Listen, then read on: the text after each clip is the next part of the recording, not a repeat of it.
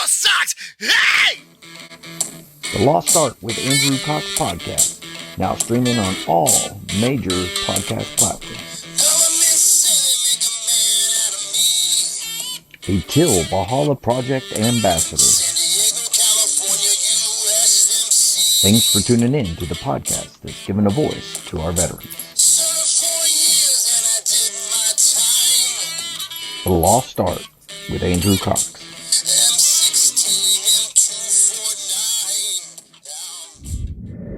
Hello, my friends, and welcome back to the Lost Art Podcast, that podcast giving a voice to our veterans. I'm your host, Andrew Cox, and today we're having a My Veteran Story with retired Sergeant Major Jim Booker. But before we get into the episode, are you enjoying the podcast? And be sure to go to the website. That's thelostart.podbean.com. Go check us out. See what we're all about. If there's any way you can help support us in getting our veteran voices out for all to hear, please do so. Also, big shout out to the Till Valhalla Project out there doing amazing things. I'm humbled to be an ambassador for that amazing organization.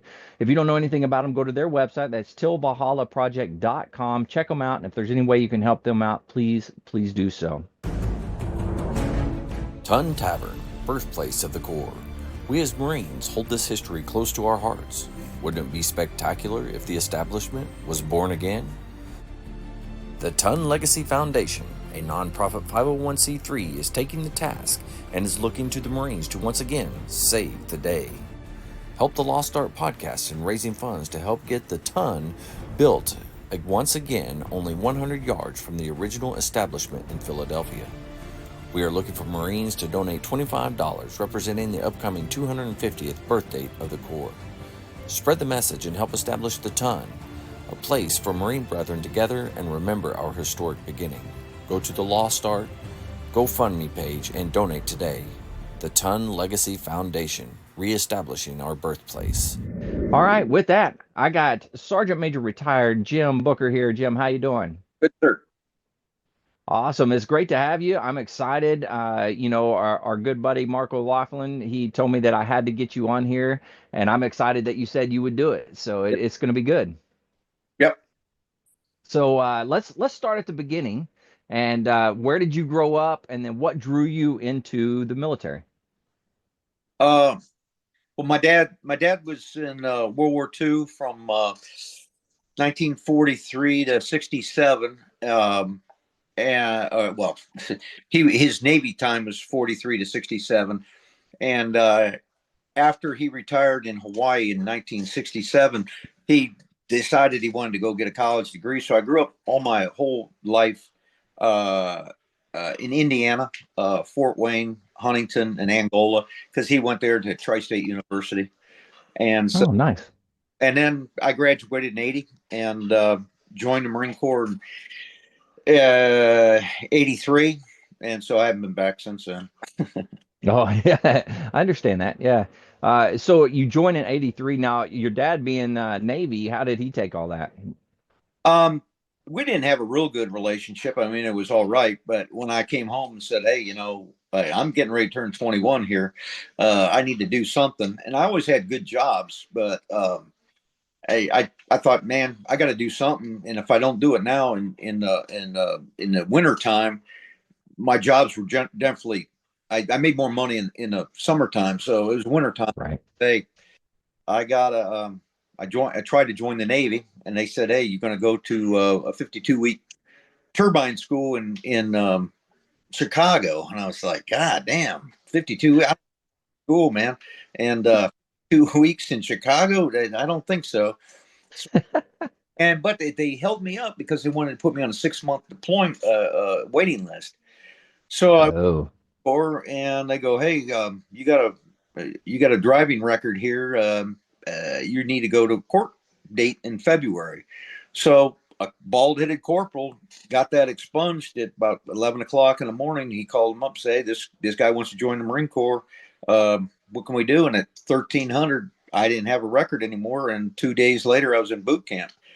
But wow. Yeah. And so I went home and told him, I go, hey, I joined the Marine Corps. And he said, no, you can't. And I go, yeah, I did. And he goes, well, you can't because you're overqualified. You know how to read and write. So wow, that was good. Wow. Okay. So, you take off, you go to boot camp. What was your boot camp experience like? This was a couple years ago, so it's a little different than it is nowadays. Well, I went there in I think it was July 20th of 1983. Mhm.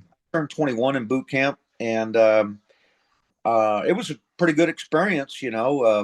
Both my drill instructors got relieved at one time, and Oh, yeah, and so they put a new guy in there. Name was Master Gunnery Sergeant Hancock.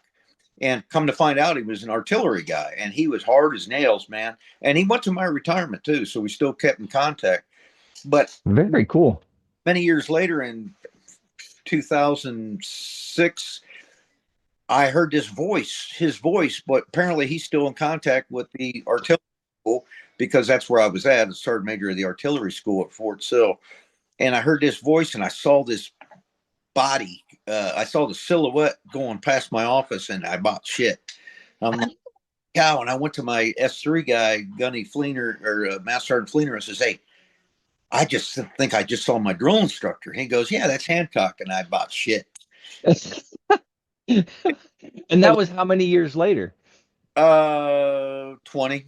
20? Yeah, That is crazy. 22 actually. And Yeah. so he introduced me, and he's retired now, Master Gun. So he started to proceed to bend me as a sergeant major. And so I was doing side straddle hops and push-ups for yeah. Very nice, very nice. So obviously had a huge impact on you, as a drill instructor and you're being his recruit and everything. I mean, that's that many years later that he still remembers you, kept in contact with you, and went to your retirement. That's an awesome deal. Yeah, it was he's an incredible man, and he's well known throughout the artillery as a good man, and he's a smart guy, very smart guy. Very nice. Now, when you joined, did you join? What was your MOS going to be when you joined up? Well, I joined open contract because they said, "Hey, I don't know how I did very well on my test, but when the Navy did it, they go, hey, you scored very well." And I can't believe that because I wasn't too good in school, and but I did an open contract, and then they one day right before I graduated, they put all your names and your MOS on the hats of the drill instructor's window, and it said 0311. I'm like, holy cow! I mean, um, I like boot camp all right. However, I said, man, if this is the way it's going to be for the next 4 years, I don't know if I can handle this shit because I thought that's what you did, Yeah, yeah, yeah. lived in the field and in a tent, you know. Right. Wow. So at this point, you're surprised with 0311 and you'll be going up to now you went to San Diego, correct? Yes. Yeah. So you were going up to Pendleton for SOI and everything. How was SOI for you? Was it a good experience? Yeah, it was pretty good because I was in good shape. I was running. I was a company honor man at PT, and that was the only thing I was good at. So I was company or no, not company. Yeah, not company. I was a platoon honor man, and so I was running 1620 PFTs, and the Wow. physical fitness stuff wasn't much, but and then after that, it come to find out, I looked at my years later. I looked at my diploma, and it looks like a MCI diploma. It's like a little sheet of paper. But Yeah. the guy that my colonel at that time was Colonel Mojeweski, who received a Medal of Honor. No kidding. Wow. Man, that's pretty cool. Got my thing signed by a Medal of Honor guy. But Wow. yeah, it was pretty good. But right after I graduated, or when I was graduating, they said, "Hey, there's 7 of you that are going to something called what's it called? Fort Huachuca, Arizona." And I was like, "What the heck am I doing there?" Well, what they did is they made me in SCAMP. It's Sensor Control and Management Platoon. It's a division level asset where they put Huh. seismic and intrusion detectors around. It's like Vietnam era stuff. and they have many different types of sensors, and you work with reconnaissance in laying out these sensors. But most of the guys there didn't want to work with reconnaissance. They want to be on the side of it, sitting in the COC saying, "Oh, this what this means, this what this means on a map." Right. They sent me to Fort Huachuca for 10 weeks or 12 weeks, I think it was, something like that. I learned how to do that stuff, and then my first duty station was Okinawa, and they came down and said, "Hey, do you want to go to this recon indoctrination program at 3rd Recon?" So I said, "Yeah." So I went there. Very nice. And because of that, there wasn't too many guys before that were willing to do that reconnaissance thing. Mm-hmm. That was good for me. And so I went to recon indoctrination program there. And again, the guy that the colonel then was Lieutenant Colonel Tehan, who was a very well-known, I mean, he got shot in the head in Vietnam and he still lived, I mean, wow. That was those kind of years in the 80s. There's still a lot of Korea. There's still a couple World War II guys around. And so wow.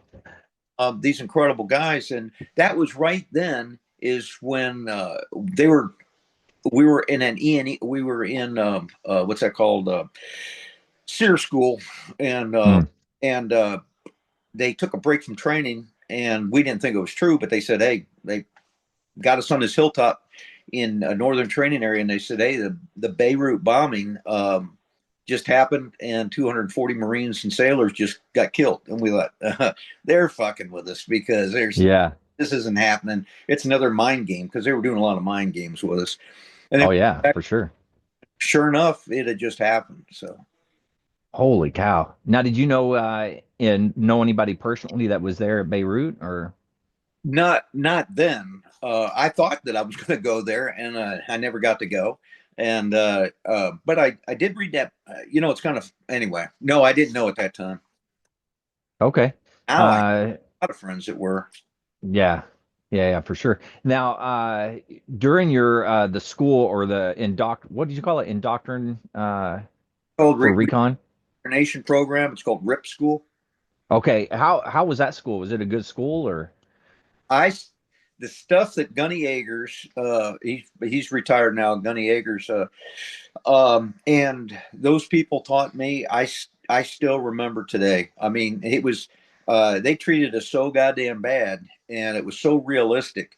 And he was a SF guy, and guy, and he put us, there's a FM 2-2, and he studied that program. He realized, hey, there's sensors are part of our mission. So he's the one that got us and said, hey, if there's anybody do this sensor thing, we'd like to invite you up so you can be part of the program.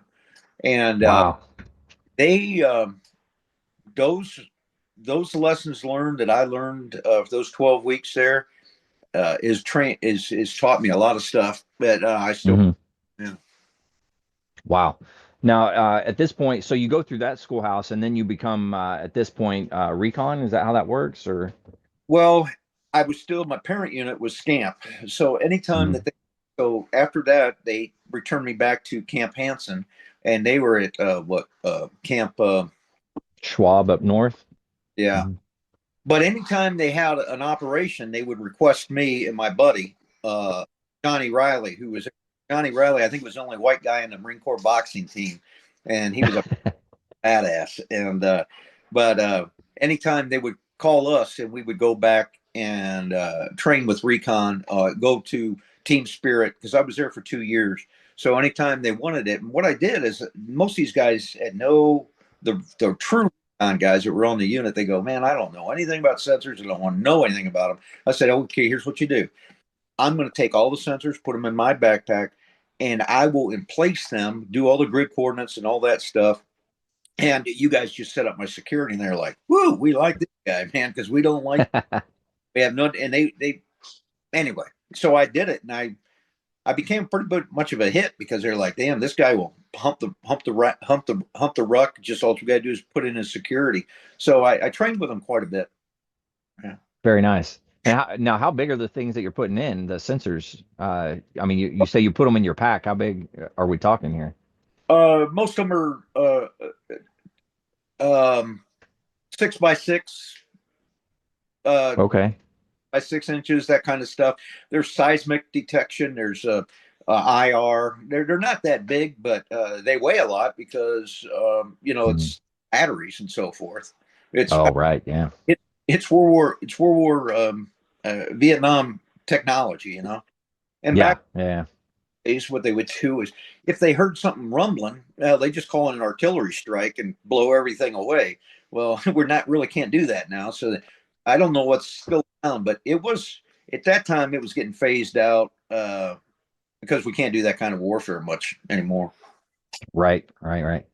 All right. And so you spent 2 years total in Okinawa? Yeah, 83 to 85. Okay. And then where'd you end up going from there? I went to 29 Palms. There was at that time there was only one infantry battalion in 29 Palms, and that was 1-4. And it was part of Jimmy Carter's thing about if we ever go to war, this is our superior what's that called, desert warfare thing. So we thought Oh, I see. Yeah. something goes on, we're going to be. We weren't trained to that level, but we thought we were. So I was there. And I was in state platoon 1-4, and they sent me to sniper school. So I didn't know how difficult sniper school was. I saw an article in Soldier of Fiction magazine. I'm like, wow, I kind of like to do that. And nobody told me that there's only like 40% ever graduate. And so I was glad that I didn't know it then. Same with RIP school. I said, hey, I'll go to. Yeah. Somebody would have ever told me, you know what? That's a hard thing to do. Most people don't graduate. And same with sniper school. I went in blind. Same with boot camp too. Yeah. So I went in. Well, that's a good thing, a lot of Yeah. times just to go in blind. So Yeah, it worked for me. and now what was a sniper school for you? How was that? I mean, was it difficult for you to do? Oh yeah, I went there with another buddy of mine named Ronk, and everybody knew who he was. They didn't know who I was. We went down there, and I'm not saying anything bad about him, but he was giving reports back to 1-4, saying, "Hey, I don't think Booker's going to make it. He's quite getting there, And I thought I was doing pretty good, but apparently everybody thought that I was going to fail, and he was going to be the honor graduate. Well, Ronk, goddamn, he got sent back, and I graduated. So. No kidding. Yeah, it was pretty cool, and but we had a lot of we had 3 rangers in the class. 2 of them were ranger instructors, and one was a first of 75th Ranger, and then a special forces guy named they call him Rambo, but it's not Rambo. But anyway, so I had that was pretty cool because that's back in the day when the Rangers were wearing satins, and they were badasses. And anyway, it was so cool thing. Overall good course, and you learned a lot there. And now I'm assuming you put that into play when you came back to 2-4. I was in 1-4 at that time. Oh, sorry, 1-4. I apologize. Yeah. But what sucked about that is I was up on reenlistment, and there was a dude there. He was a drill instructor, and he was the career retention, whatever the heck they call him.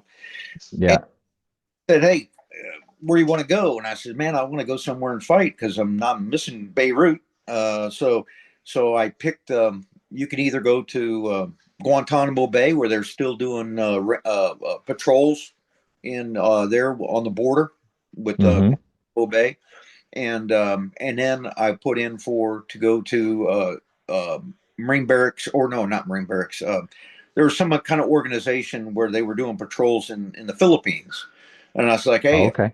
Combat, I need to go there, and so I put in that. Well, then later on, he goes, hey, you got to have a third option. He goes, how about just putting drill instructor? And I'm like, well, I'm not going to go there, but sure enough, I went to drill instructor school. No kidding. They got you. Yeah, they screwed me pretty. So now going from infantry to drill instructor school, getting prepared, was that any type of a shock for you, or was it just regular normal stuff for you? No. at that time, I'd only been in the Marine Corps for 4 years, so Right. and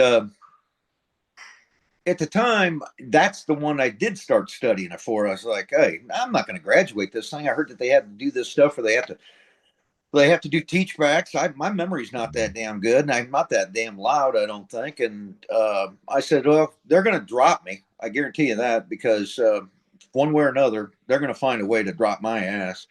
And so I said, you know what? I'm going to be the most physically fit son of a bitch there. And so if I fail, it's not going to be for physical fitness. And I had heard Right. stories about how fast they ran and how many O courses they do. And I'm like, okay, well, they're not going to drop me for that. So on the initial PFT, I set out and I ran a 1620 PFT. And Wow. well, come to find out, there was a guy 2 minutes ahead of me named Farley Simon who had just won the Marine Corps Marathon. And I'm Oh, son of jeez. a bitch, man. I mean, who are these people, man? I can't even be the number one dude. And yeah, he had just won it this very same day. Invaded Grenada, and he was from Grenada. So he was the first Marine to ever win the Marine Corps Marathon as a sergeant, as a Marine. But the commandant wasn't there because he was doing the war planning for Grenada. Wow.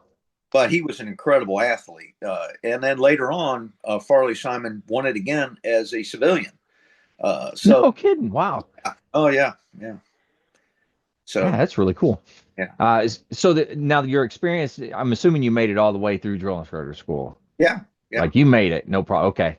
And then what company did you actually end up going to? I went to Delta Company, Delta Company, Second Battalion. Mm-hmm. But you know what? I almost didn't, and I did all right. But I almost, at the end of it, I failed. They have this thing called the MMPI, Military Practical whatever, to teach, to see if you are a person that might haze recruits and all that kind of stuff. See your temperament, and they have Right. 300 questions, and they have like a 30-minute goddamn time, so you can't really think about them. You got to just dot dot dot dot dot. And there was, I think, 6 of us, and the first sergeant Soboleski said, "Hey, you guys need to go see the shrink because you're blinking red, and you're supposed to be either green, yellow. Uh-huh. If you're blinking red, they're probably going to drop you because you're not." Some shrink thought that you might haze people, do something stupid. So I'm like, Yeah. damn, man, I'm 2 weeks from graduating. I mean, so I went over there with an attitude, and I went over there, and there was a shrink, and I could see him walking around, but I didn't know who he was. But he was a scruffy guy. His uniform didn't fit him right. Whereas most of the other medical staff, they're very professional, and it's Mm-hmm. PRD. This guy's his ribbons. I think he had a Vietnam ribbon on. It was kind of nasty, and I looked at him, and he got me into his office, and I'm like, damn, this is the shrink. And he asked me some questions, and immediately he launched into me. He goes, "So what the hell is your problem? Why can't you call me sir?" And back then, I was sir, sir, sir. Plus you're in drill instructor school, so I imagine I was doubling up on sir. What the fuck is he doing, man? He was trying to provoke me into doing something. Is what he's doing. And Yeah. I came back, and oh, that's the other thing. He says, "Hey, I'm looking at your questions here, and it says they have a lot of questions about your mother. It's the MMPI is almost the same thing as Isabel Briggs tests, where they all do the same thing as Troy. What's his name? Sigmund Freud thing, where everything. Your mama and your mama a lot of people have made their money off of Sigmund Freud's studies from years ago. So it's a lot of, oh, do you hate your mama? You like this? Well, it had a bunch of questions about, do you like it's about women. They say, do you like this kind of woman? Do you like this kind of woman? I'm like, well, I like all of them. So I was writing yes, yes, yes. And one of them, apparently I thought it said, do you like mammish women? So I'm thinking mammary glands, boobs. So I said, yeah, I like those too, And so he goes, well, how come you said yes, that you like mannish women? I'm like, Manish. I thought it said Mamries. And yeah. So I went back to Sobolewski and I was pissed. It's never said a word there. I just wanted to get by. And I said to him, dude, well, not dude. I said, Sergeant Major, I'm 2 weeks from graduating this thing, and I can see the light's going to come on, and I don't want to get dropped from this because this knucklehead idiot guy that can't even wear his uniform correctly is telling me that I might be. So he stuck up for me, and I graduated. I went to Delta Company and did 2 years. Back then, it was a 2-year commitment, and I ended up. I did 8 platoons, and I ended up becoming a senior drill instructor after Mark O'Loughlin got relieved, and So you were at DI school with him, or not DI school. He was a month ahead of me, oh, I see. or Okay. a class ahead of me, or 2. So I always had to listen to Mark O'Loughlin tell me what a boot I was. And I'm like, okay, idiot, yeah. But Mark O'Loughlin was incredible. I mean, that son of a bitch, he always took prac every time. And I was like, how in the heck do you always, well, he beat the heck out of those recruits to the point that they didn't want to screw up prac. And Mark is a very, very smart guy. So he was very good at teaching them that. But, so he ended up getting relieved and they gave me his belt. And, the officer that relieved him said, hey, you're doing a good job. You're a junior. And I'm going to give you his belt. And I looked at him like, are you goddamn kidding me, man? I don't want his belt. I mean, I'm like, God damn, man, that's my friend. So Mark ended up, I think he was under at one time. I think he was the only guy that had been received an NJP and got a good conduct medal at the same time under General his battalion commander was 3-9. General Jones, I think. Oh, But that's wild. he went back and ended up being but they caught him doing something stupid and gave me his belt. But yeah. Well, that's how I met him was when I was a drill instructor. He was my sergeant major, so that's how I met him. Was there. So well, he always gave me a hard time. Oh It yeah, was good. yeah. Did we get cut off? But yeah, he's a good guy though. Good guy. And he comes on. Can you hear me now? Yeah, I hear you. Sorry. All right. Yeah, that's where I met him was when he was a sergeant major, and he always picked on me and gave me a hard time.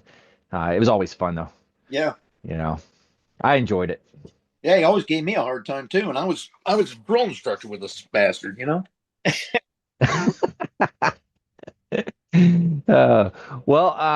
So you did 2 years, 8 platoons, and then at this point you got orders. Where did you end up going?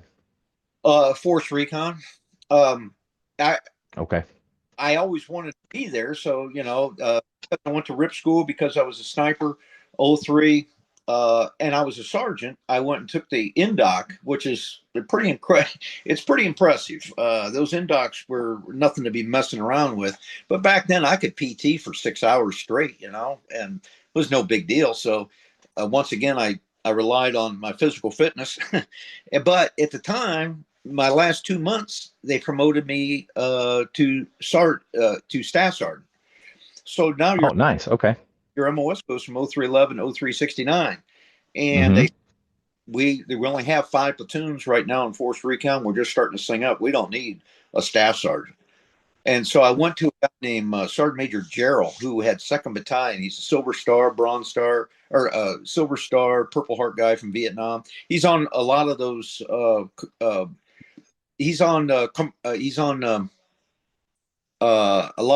he's on some of the posters of the guy. Oh, okay. Where you can see his big white teeth and he's calling cadence with his sword right there. I mean, he's a good looking dude, and he had all the ribbons. And I went to him and I said, "Hey, Sergeant Major." He wasn't my Sergeant Major. He was. So I went to him and said, "Hey, sir, they're not letting me in." So he calls somebody up and says, "Hey, this Booker guy still wants to go," and he was on my side, and he was a hard dude. I mean, he was a hard dude.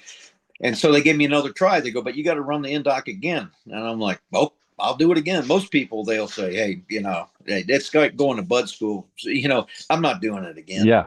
So I did it again, but this time instead of doing, they change them up all the time. So it wasn't the same NDOC, but they were just very difficult. And so I did it again, and they took me. Wow.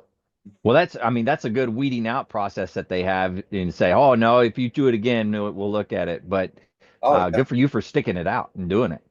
Yeah, I did a third one too. After I Oh God. Yeah, after I got there, there was a sergeant that came from Second Force, and at the time, we had a guy named Gunnery Sergeant Ross, who he was a tough dude, man, and he said, "Hey, everybody comes to this unit is going to take one. I don't care who you are." And this guy said, "Hey, I ran one at second.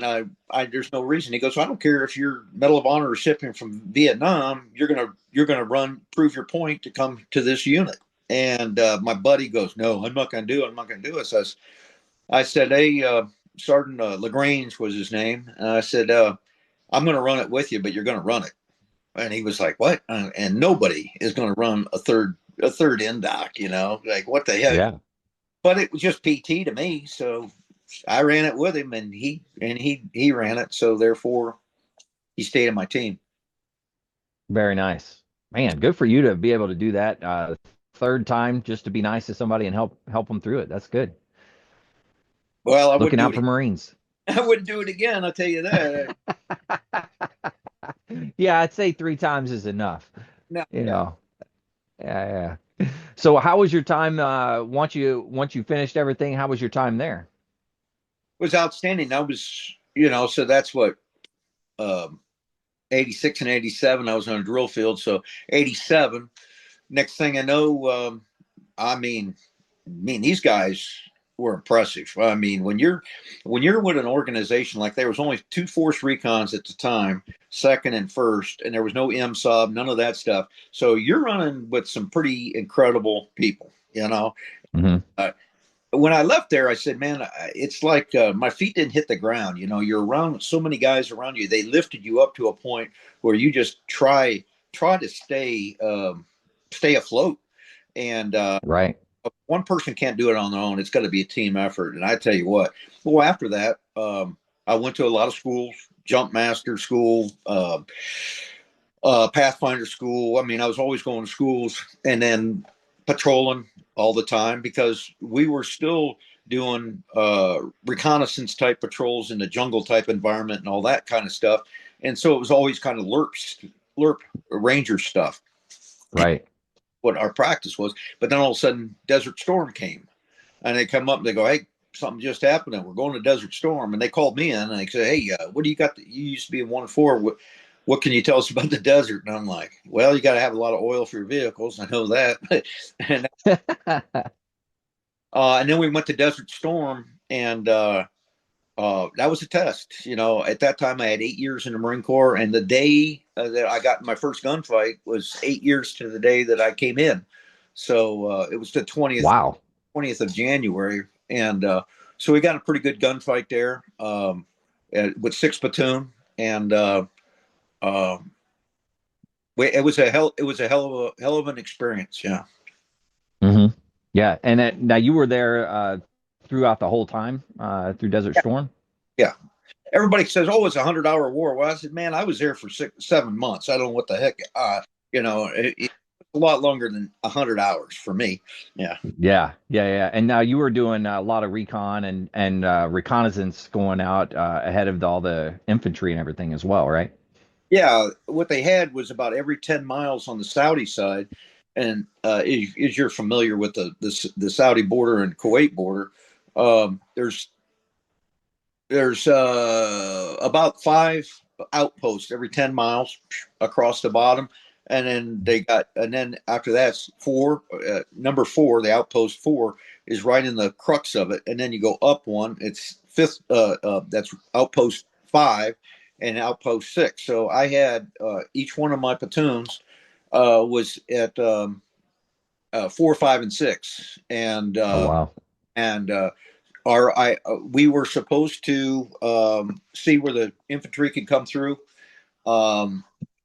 and provide screening, but we had we were with an organization called Green Berets. Nowadays they had, well, they used to have, back then it was called, I think it was called 535, or 737. It was the 7th or 5th group. I can't remember right now.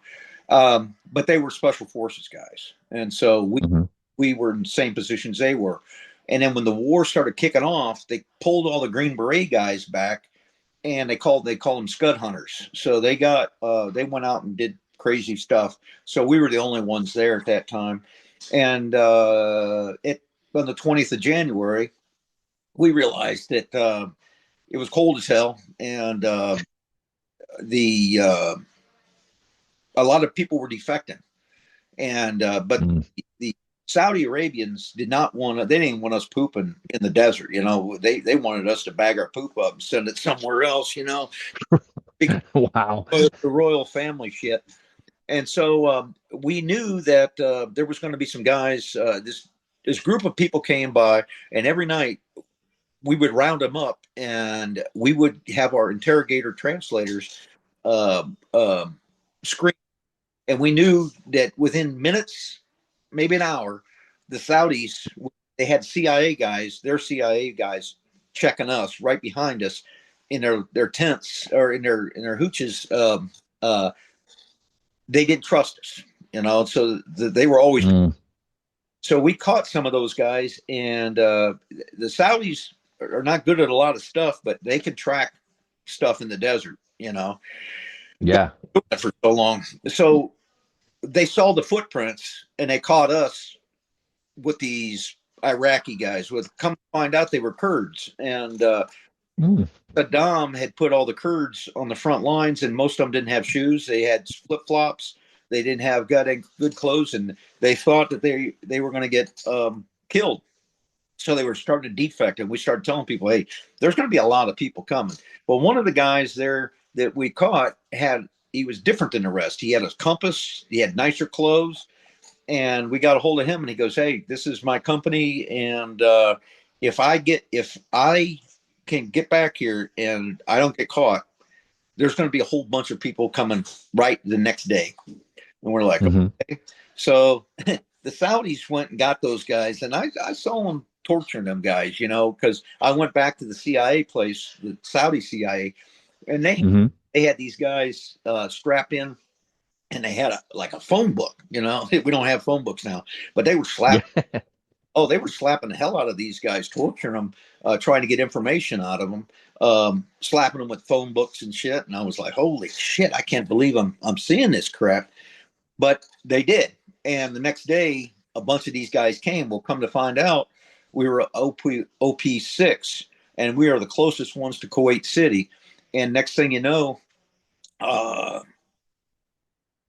they came across the border. But they were Iraqi Special Forces guys. And if there's a book called Moskin's History of the Marine Corps. Well, there's a small paragraph in there on that, so I'm not bullshitting anybody. But 6th Platoon, we got attacked by about 125 of those guys, and there was only 9 of us. And wow. They called in artillery fire on us. They called mortars. The grenades were everywhere. They had us surrounded. It was dark as shit. And we ended up killing about 4 or 5 of them, and they retreated. And we started realizing, well, you know what? If these were gooks, these were Vietnamese, they would have never retreated till the last man. Yeah. You know what?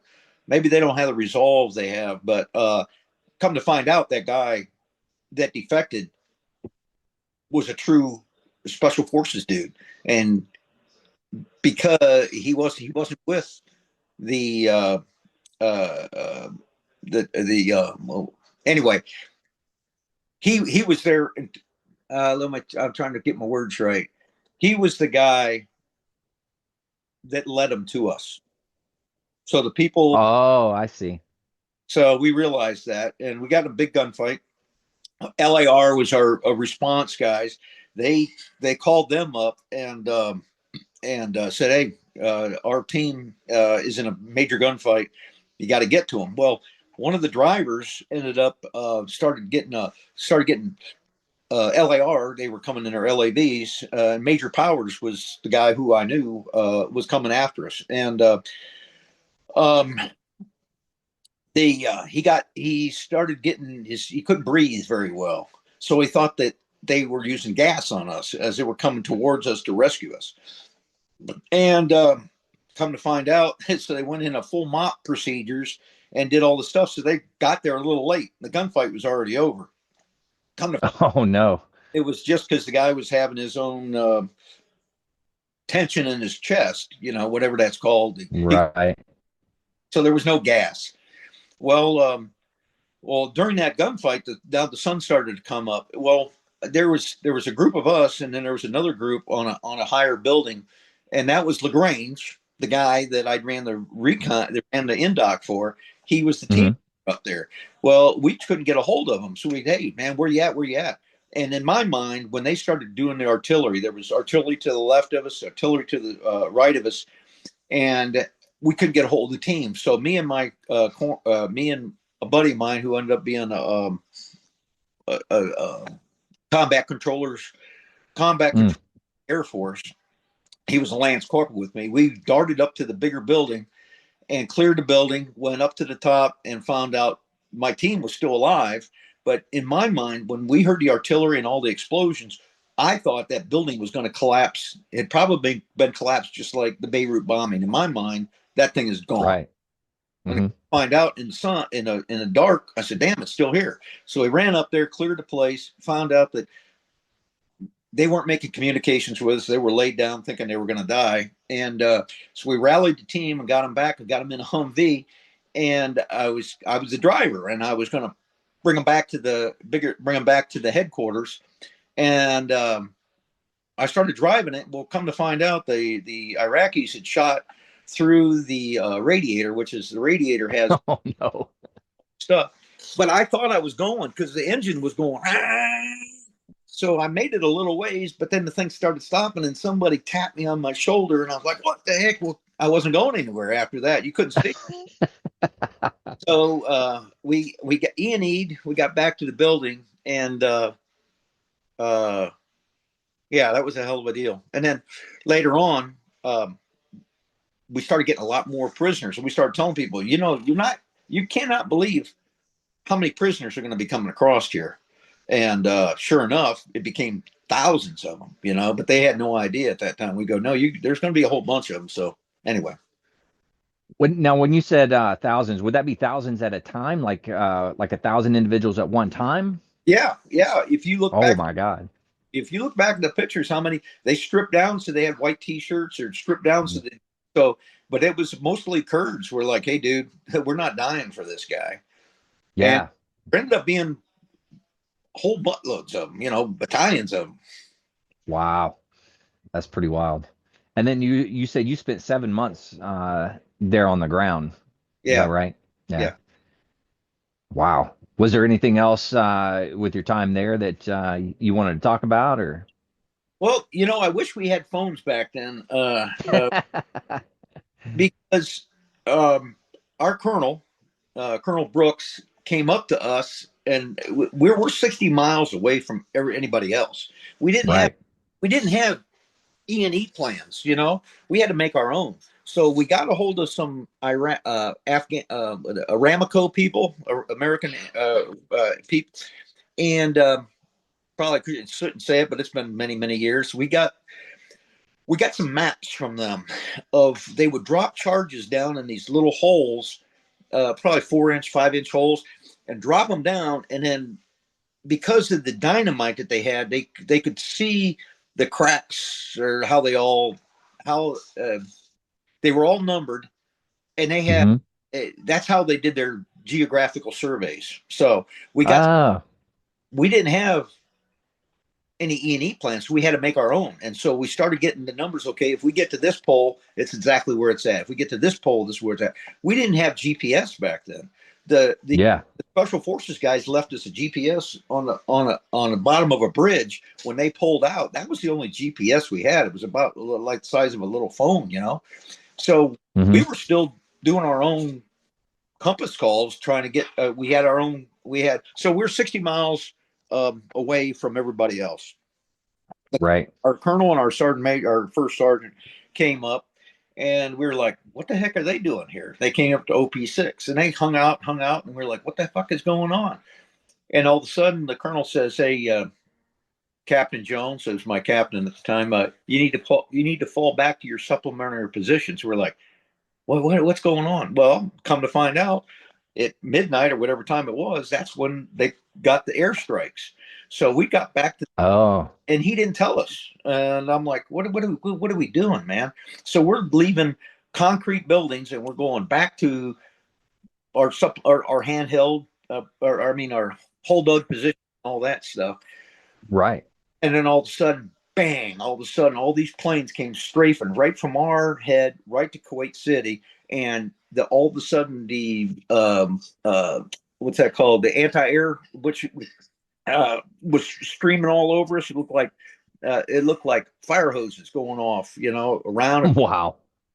Yeah, and so that was all the joint aircraft was coming in, and sometimes they would drop their bombs or let off their fuel in our position. I'm like, hey, dude, we called back to hire and said, hey, dude, what the fuck is going on? But back then, the only thing they had to say was Vietnam. We didn't have a war since then, so pilots were gods, and Yeah. we're like, hey, dude, they're dropping bombs on us or letting off their exploded ordnance, and we're feeling it. They didn't believe us. So after the gunfight, we got that Humvee, towed it with a 5-ton, and they pulled us out of there. So we were heading back, and if you ever tow a Humvee with a 5-ton, it's a very short. I mean, you can jump from there to there. So Yeah. we towed that Humvee back. My whole platoon got extracted, and we were heading into Hamiltiat, which is Hamiltiat, or no, that was Hamiltiat where we were at. So we were at that border town. I can't remember the name of it right now, where they had already had an incursion there, where the Iraqis went to this Saudi town. I can't remember the name of it right now, and tried to get them. And there was a recon team, and Force Recon had been stuck on the roof there. So that was a big story too. And as we were going past here, all of a sudden, an Air Force A-10, 2 of them, started striking us. With what depleted uranium, and they're shooting the hell out of us. Well, if you've ever seen the impact of an A-10, 2 of them were circling us, and we were their targets, and we're right next. Oh my God. Oh yeah.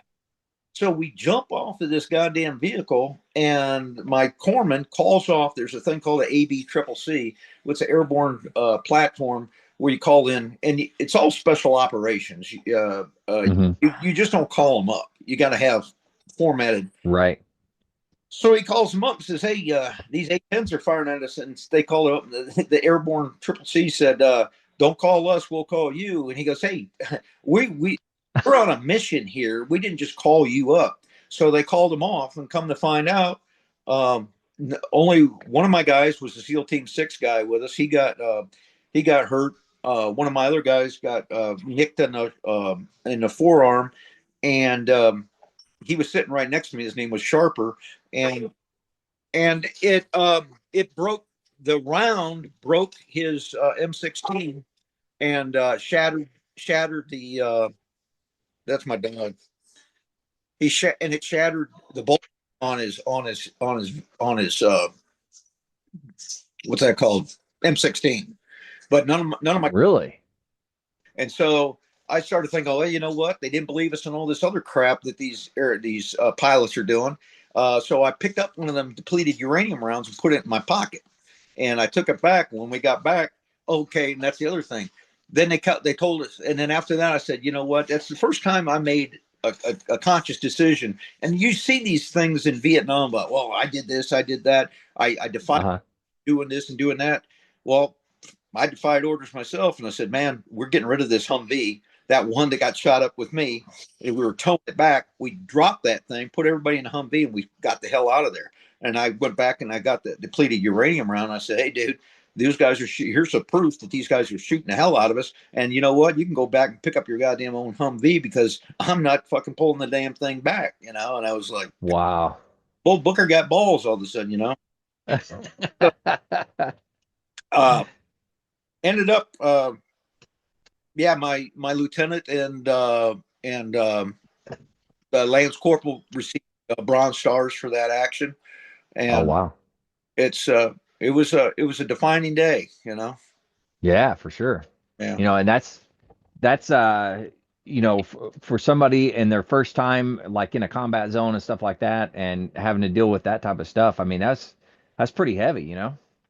Oh yeah, yeah. And the only people that were behind the group behind us were Egyptians, and we didn't know which way they were going to go. Whether when we started Mm, stuff, hey, they're going to come kill our asses too because we're not Muslims, and yeah, we were out there on our own in the middle of, yeah. and then after that, what's funny too is when the A-10s started striking us, man. I mean they had us. I don't know how we didn't die, and one of the lieutenants, he was a supply officer, and everybody in recon was some pretty tough dudes. Like I said, there's only 2 recons at the time. They were some tough dudes. And one time before we left, this guy was one of the last fills that came in. This guy was a supply officer, and he pulled in a parking lot with a red BMW with a top down. He looked like a pilot with his long blonde hair. He walks up like a Princeton dude, and we're like, what the guy? Well, he was our supply officer. So now months later, he was in that vehicle when we got hit because they had called him up there to see if we needed supplies. So when we got hit with that A-10, he jumped out of the fucking vehicle and screamed like a little bitch, like. And when I got back to the rear, I told the colonel, I go, hey, sir, you need to get rid of that supply officer. Nobody's ever going to respect him because word is going to get out that he screamed like a little bitch when he got out of that thing, and nobody's ever going to. And sure enough, they got rid of him. Yeah. Wow. That's just crazy. Gotta love it. It Yeah. affects everyone differently, I suppose. Yeah. Yeah. Drive a red BMW with the top down. He's doing his best Top Gun impression. Yeah. Oh, very nice. Well, so after that, you guys end up coming back, retrograding back to the States.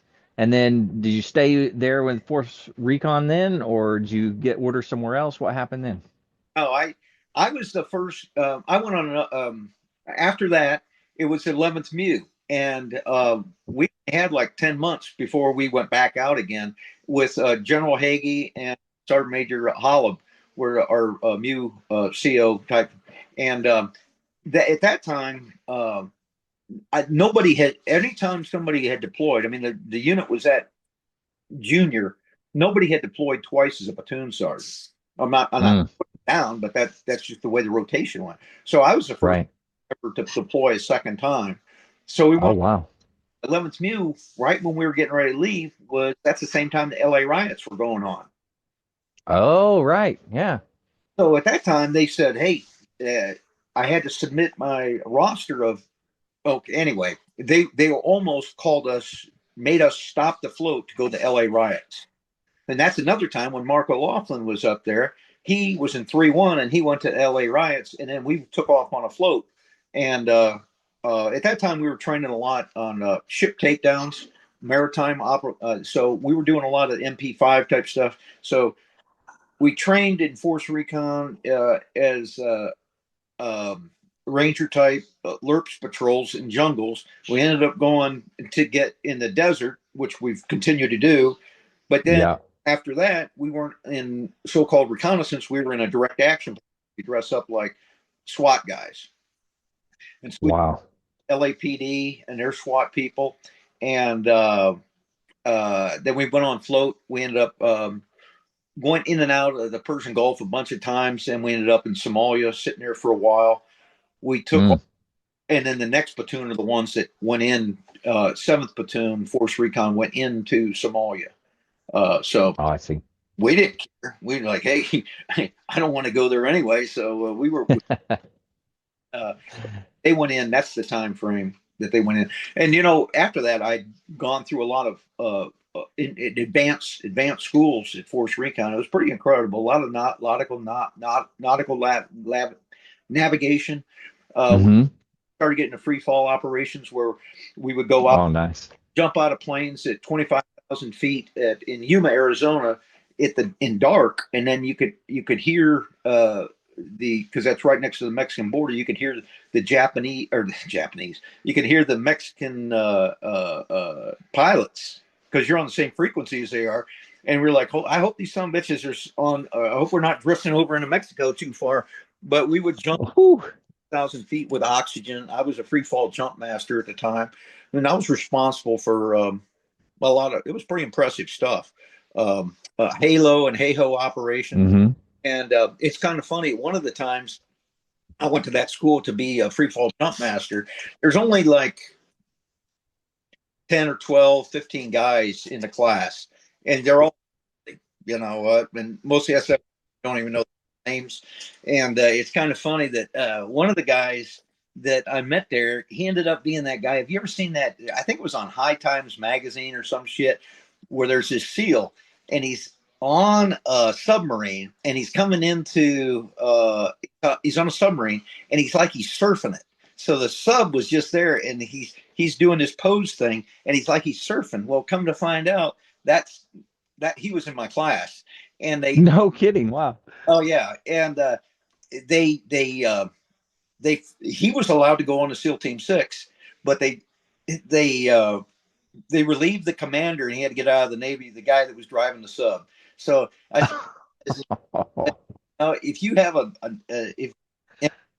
SEALs are a lot, they're looked at a lot better than guys that drive submarines, Yeah. So little different. A lot of very incredible people there. And another guy that one of the guys, I don't know how I know this guy either, but because of that training, later on, I ended up being in Afghanistan, and I met some of the same people years later.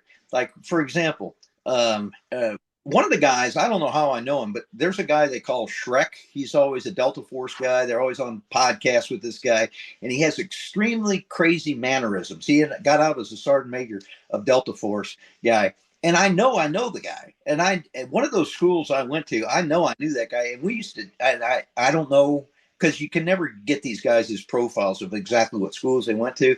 But I had a lot of people that ended up being somebody, Yeah. Through the lines. And then what my point is that many years later, when I was a senior enlisted for Afghanistan, NATO and U.S. forces. So I was the top sergeant major under General Dunford and then later General Campbell for 18 months. Mm-hmm.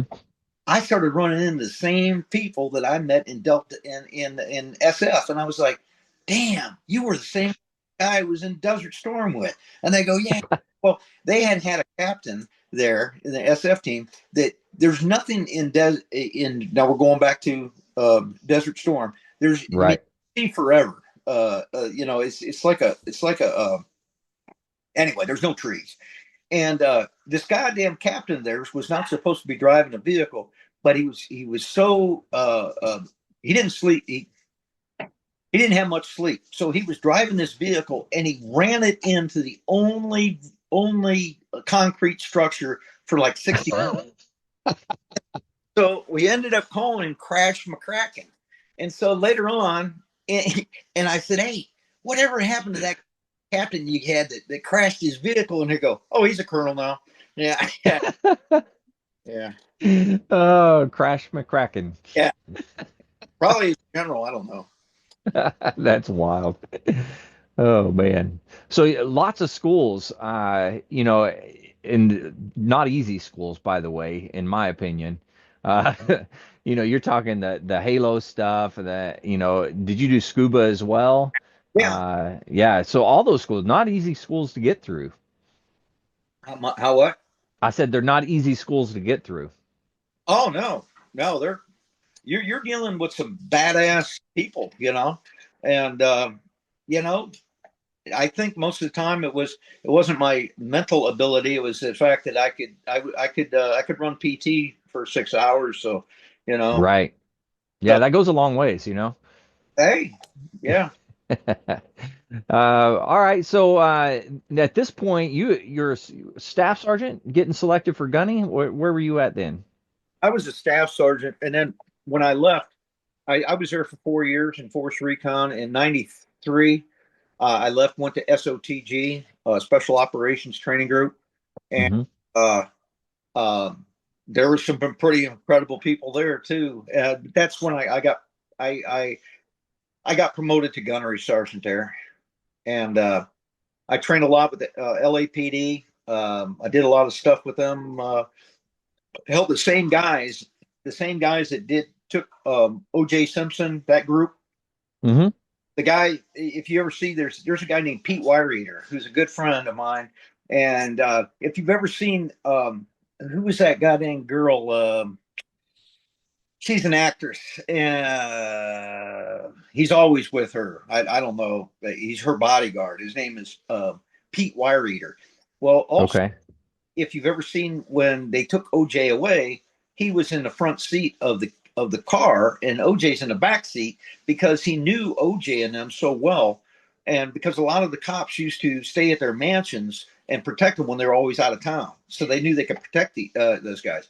Well, Pete Wireeater knew him very well, so Pete Wireeater was in the car and was the guy that called OJ in to come into the house, and so I used I'm not supposed to say it, but we used to go on raids too with the LA cops, just Yeah. as an advisor. And yeah, and so one time we went down on a raid in South Central, and this is a bad neighborhood. They had, I think, the Grape Street Crips or somebody, the Grape Street somewhere. So we blew this house. It was a drug house. We blew the doors on that damn thing, but there was just a lady and her kid in there, and that's what they do is they have a girl and her kid, but they're selling dope out of that damn thing.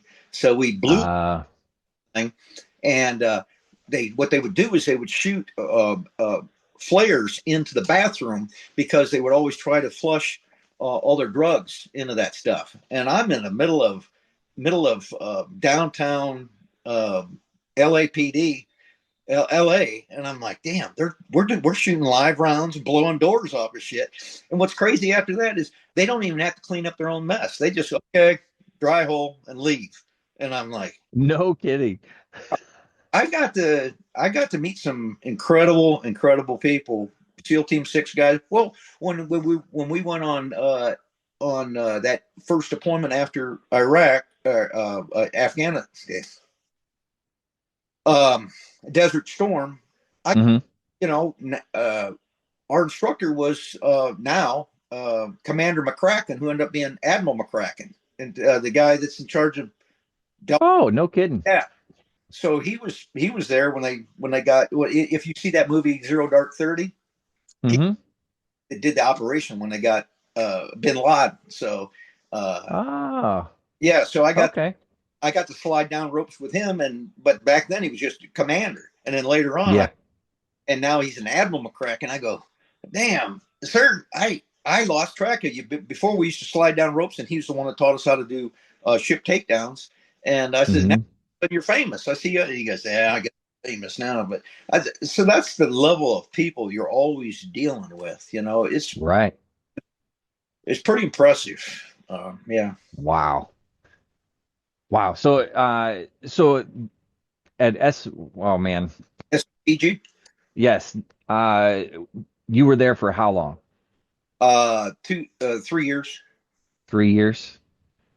And then Wow. I got to do some pretty incredible shit. Well, you know what?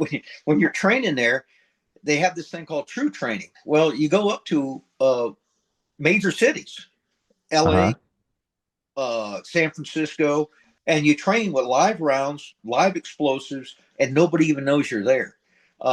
For example, when OJ Simpson trial was going on, we had guys in one tower shooting to another tower, but people were all walking around and they didn't even know that we were shooting live rounds in the city. And then for No kidding. Wow. oh yeah, it's very realistic training. I mean, you wouldn't believe it, man. And then, for example, we go down to San Francisco when we would go down underground and blow charges that you would think, oh, the whole city has to know this, and it's always at night. And you open up those doors where all the bums are at. You open those doors up, you come out, and you're full of soot and all kinds of stuff, and nobody knows that you were blowing them up, and everybody's just walking around like nothing. And I'm like, son of a bitch. Wow. Got the Delta Force guys, they're up there, and they got gyro stabilized goddamn sniper positions where they're on a bird, and it's gyro stabilized, and they're shooting live rounds into sky rises, and nobody down below even knows it. And No kidding. one time we were at a place in Oakland, and somebody didn't do their job. The Secret Service. We were fully kitted up with all of our stuff, explosives, everything. And here comes goddamn President Clinton's entourage flying him out of Oakland. And we're standing there going, damn, I don't think they know that we're here right now. Yeah. Oh no. I mean, we were always training with live rounds in the middle of the city, and it was pretty impressive, man. And Wow. yeah. Now, how often would you say you were in the cities training like that? Every 3 months. Every 3 months? When And for how long? Couple of days or a week? What?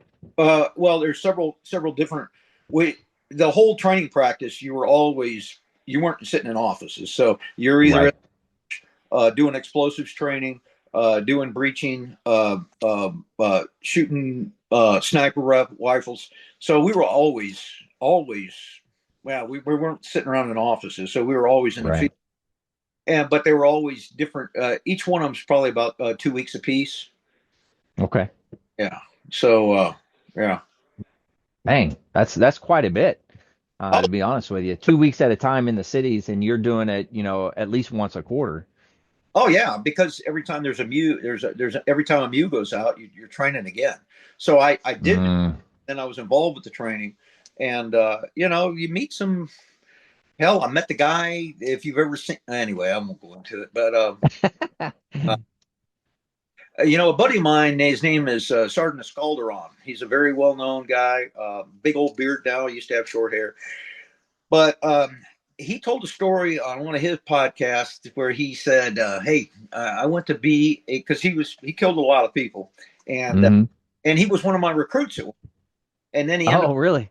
Yeah, being a sniper, but he's left-handed. And one time when he was a recruit, he goes, 'Sir, we were getting ready to graduate. Sir, I heard you were a sniper. How can I be one?' I go, 'No, you're left-handed. You'll never be one.' And I said, 'Continue to push.' Well, it ended up he shot a lot of people in Somalia and other places. And my point is that he got invited back to be a guest speaker at a sniper school in Quantico. And he told his stories, these type of stories that I'm telling right here. And the had never seen that kind of stuff. And later on, I understand, according to this podcast, that snipers were going and told the students that guy was full of shit. They don't do that shit. Yeah, they MF'd my buddy. And no kidding. After that, I said, dude, you wouldn't even know the shit we did. It was intense stuff. Wow. Yeah, I wouldn't imagine that they're doing the same type of stuff now, I mean, maybe it's more so. Right? Who knows? Yeah, I know, right? But it's amazing that it happened, Oh, yeah, it was very well. You know what? I was, when they did that Scott O'Grady raid in, I was at SOTG, and they flew me down to New Orleans, and we did the same type of training. No kidding. Yeah, come to find out that MEU went over, and they're the ones that got Scott O'Grady out of there. So we were doing. Wow. Dang, you did some pretty cool stuff. I'm not gonna lie to you. I mean, when everybody thinks of Marines and what Marines get to do and stuff like that, that's what everybody envisions. Like, that's the type of stuff. Yeah, it was very challenging. That's why I said when I was with those organizations, your feet never hit the ground, because it's all the people around you to make this stuff happen, and they elevate you to another level. Yeah. And you said you picked up gunny while you were there. Yeah. And then at that point, so after your time there, what you said, 4 years while you were there. Is that right? 4 years? 93 to 96. And then after that, General Labudi, who I think ended up being a 3 or 4 star, 3-star. General Labudi was a Vietnam vet and Silver Star, highly decorated guy. And he was the division CG at First Marine Division. He fired all his snipers at First Marine Division schools because of hazing and other stuff. Oh, yeah. All of them. I know several of them were court-martialed. Oh yeah, yeah. One of them, 3D, is a buddy of mine. He got court-martialed and still made sergeant major. Yeah, but anyway, they fired all of them. They said, hey, and so they called over to the MEF. They called over my Colonel Powers, who was the guy that got me in Desert Storm. Now he's a full. Right.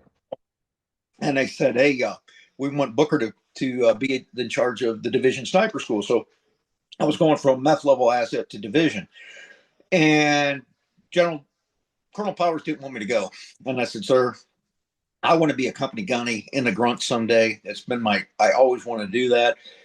If I go there, I guarantee you I'll go for a while and then I'll be a company gunny. I'd love to do that job. He reluctantly sent me over there.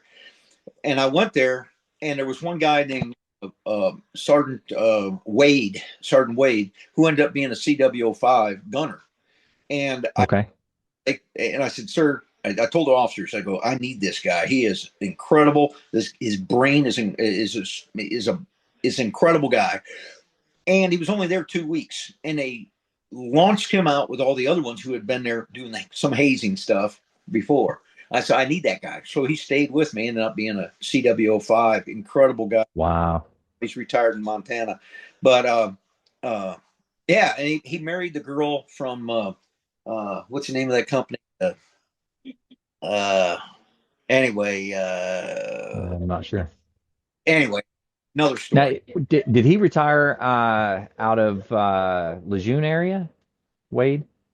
I think they might have had him up at Headquarters Marine Corps developing new weapons. Okay.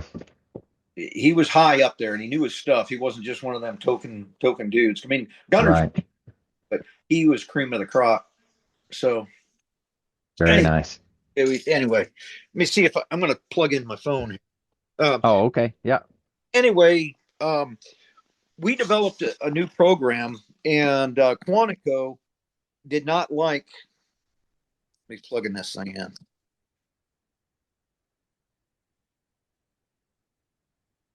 Quantico did not like the stuff that we were training. And I went from, you know what, we're not going to haze people.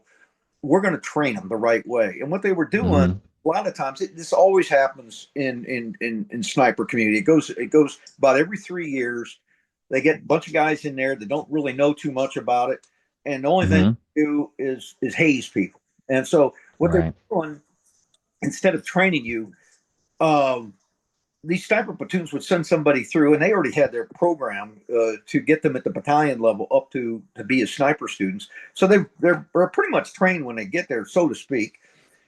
But they were hazing them so much they were like putting them through a keyhole. You know, just keep, and whoever squirts out the other side, you'll be okay.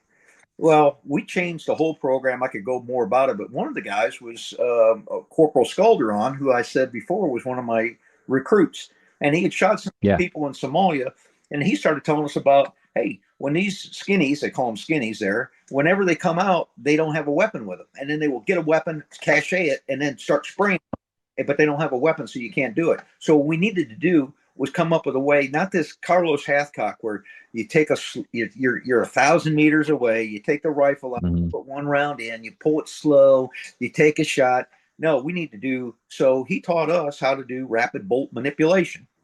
And we started doing. Oh, wow. Okay. Oh, and I'm going to tell you what. And I had a guy named Sergeant McCrate who was there with us. And what we would do is we'd get these yellow pasties, the kind they have at 5.56 rounds, and 1 inch a piece. So you put 10 of those things, and you would have to shoot 1 inch. You know, a mil is 1.06. 1.06 inches at 1,000 yards. So okay, you have to shoot a minute of angle. That's what that weapon is supposed to do. So we would rapid bolt, and you had to hit each one of those targets. Bam, bam, bam, bam, bam. And the people at Quantico lost their minds and thought, oh my God, Really? they're teaching new shit. And they tried to tell us, well, General Labute said, no, they're my guys. And if Booker wants to train them that way, that's the way they're going to train. So they pulled us back to Quantico and had a meeting. And they were teaching such outdated shit at Quantico. They only run two classes a year because they got winter time. And Mm-hmm. only had 30 or 40% graduating, and some of them were FBI guys, some of them were reservists. So there had only been one guy in my whole division that had graduated Quantico, and I needed 200 snipers in my division. So we started training 30 or 40 people at a time and graduated. At one time, we graduated 88.1% of them. And they started, well, Booker must be lowering the standards. And I said, no, buddy. So what I did is I got some of my guys and I sent them to their advanced sniper school, and my guys took 5 of the 6 positions of that advanced sniper school. And so, No kidding. Wow. oh yeah, the proof was in the pudding, buddy. If you want to come down and challenge me, motherfuckers, you know what? We're training to a higher standard. We don't just. Well, come to find out, Quantico had what they did is they would get on top of the FBI building and they called it slope dope because it's when you're shooting from an angle, up or down, right, there's less gravity on the round. So right, they had their thing where they go, oh, this is a 5-foot FBI building, and we're shooting 200 or 300 yards, and they had this computation. Well, my buddy, his name was Sergeant Brumbaugh. I mean, he's like me, he's a sergeant, but he's very, very smart guy. And he goes, no, that computation is not right. You got to take the cosine times the cosine will enter, and that will give you the correct angle on your mill relationship. So I took that back to them. They go, no, we got Dr. So-and-so. And he says his competitions are wrong. I'm like, well, we're going with ours. So they took a bunch of these snipers out to a Fallon range, I think it was, somewhere. And they shot, and they come to find out that Sergeant Brumbaugh's theory of relativity was then doctor. So they've been teaching so much shit about Carlos Hathcock. And the other thing I said to him, I go, you know what? Carlos Hathcock was such a bad guy because in 1965, 67, 68, he was a Camp Perry shooter. He was very good. But then he said, you know what? We need to get a tactical rifle. We need to put it on this type of scope. We need to do this. And he gravitated that into tactical marksmanship compared to Camp Perry. And I go, so that's 30 or 40 years from now. All right. So if you take Carlos Hathcock and take back 40 years, okay, that's 1930s. Do you think Carlos Hathcock was teaching the same shit back in the 1930s, in 1960s? No, we need to develop this program. And now it's completely different. And I'm very honored. I could go into crazy details about what we did to do that. And one other thing is too, Quantico wanted you to teach the way they were teaching. Well, they got 10 weeks of training them. They got just the time distance factors. They would run out there and do a stalking exercise. Well, stalking is the main thing that most people will fail at. Oh, okay. So I added up all the hours, and it took 60 hours of just driving to our stock ranges at Camp Pendleton, as compared to Quantico, who just run out the backyard and they got a stock range. I go, so how can I have the same training schedule as them if I got 60 hours of just getting where I have to go? So yeah, we did our own thing, and General Labute and not condemned. He promoted me on it, and he said we can do whatever we want to do, and we proved all of them wrong. Very nice. Yeah. Well, that's just like anything else. Everything has to be developed and everything has to be improved upon. Yeah. I mean, if you're not doing that, then you're way behind the times. You're gonna get somebody killed. And they didn't have. I don't think they had anybody there that ever seen combat. You know what I'm saying? And so they're wow. Well, here's another one. After I came back from Desert Storm, I knew a little bit about, A-10s strafing you and all this kind of stuff. Well, I went straight to El Paso, and there was a salty gunnery sergeant. I mean, I'm a staff sergeant, and I'm there. I'm there to learn. I'm not here to make a ruckus. And this gunnery sergeant who had a whole bunch of time in the grunts started telling us about this a Vietnam era tactics of how you lay down your squad and you shoot up this way if an air attack is coming over and dot dot dot. And I was like, hey, sir, I tried to be very nice because it's all enlisted. There's no officers there. Mm-hmm. And I tried to be very nice and said, hey, Gunny, that's not my experience. You can't, the vehicles you're talking about were I mean, I don't think they don't shoot too many airplanes down in Vietnam. So these tactics are a little old. And I've been shot by A-10s, and there's no way that you're ever going to lay down and point your rifle up to the sky and come up with a cone of fire. And he got pissed. And I was like, God damn. And I just tried to be enlisted and talking to you and tell you, oh, he got pissed. So next thing you know, they put us on break. And I was like, hey man, that dude is upset.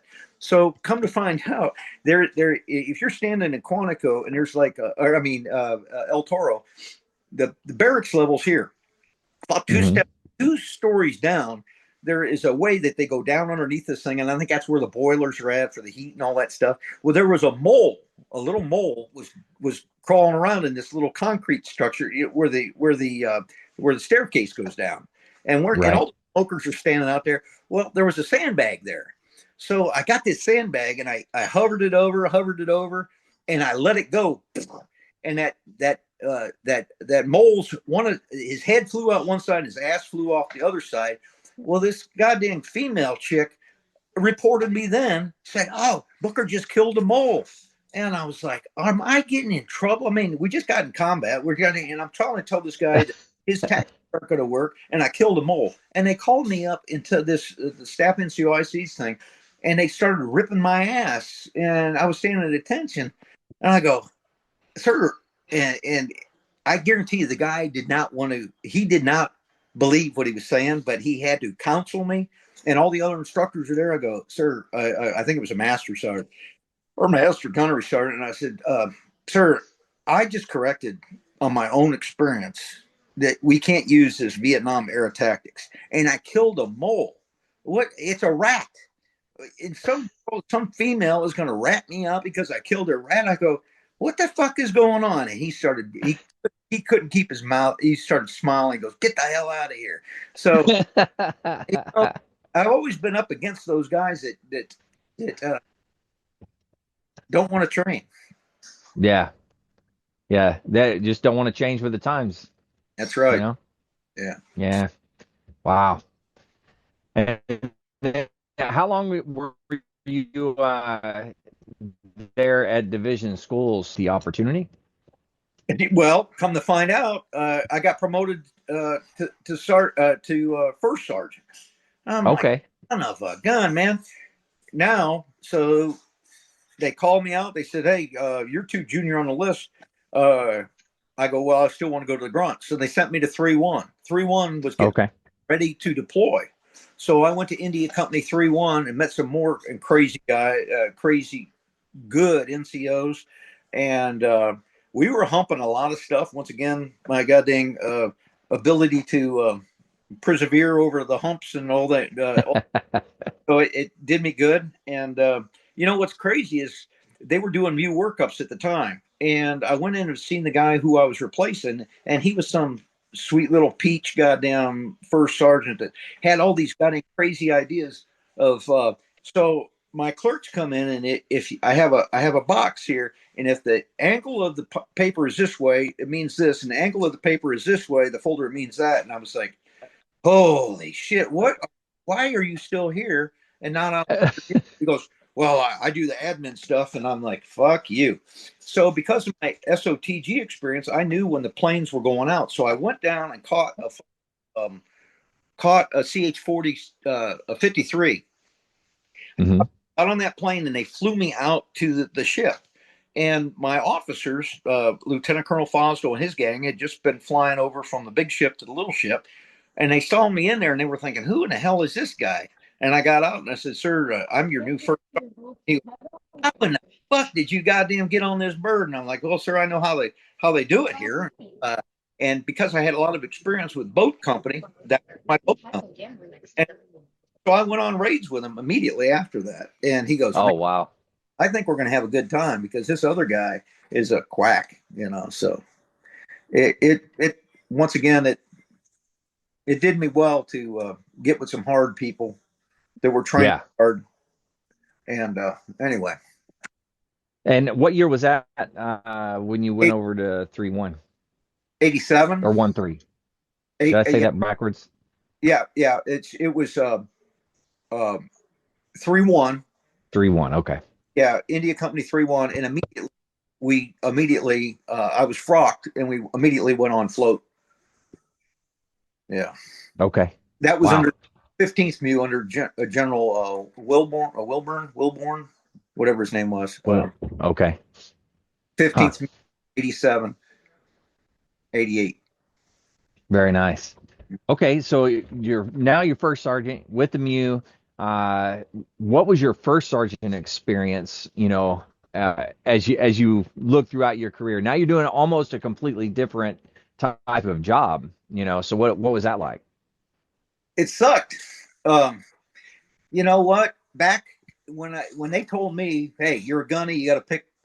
We used to call it male or female, first sergeant or master sergeant. Yeah.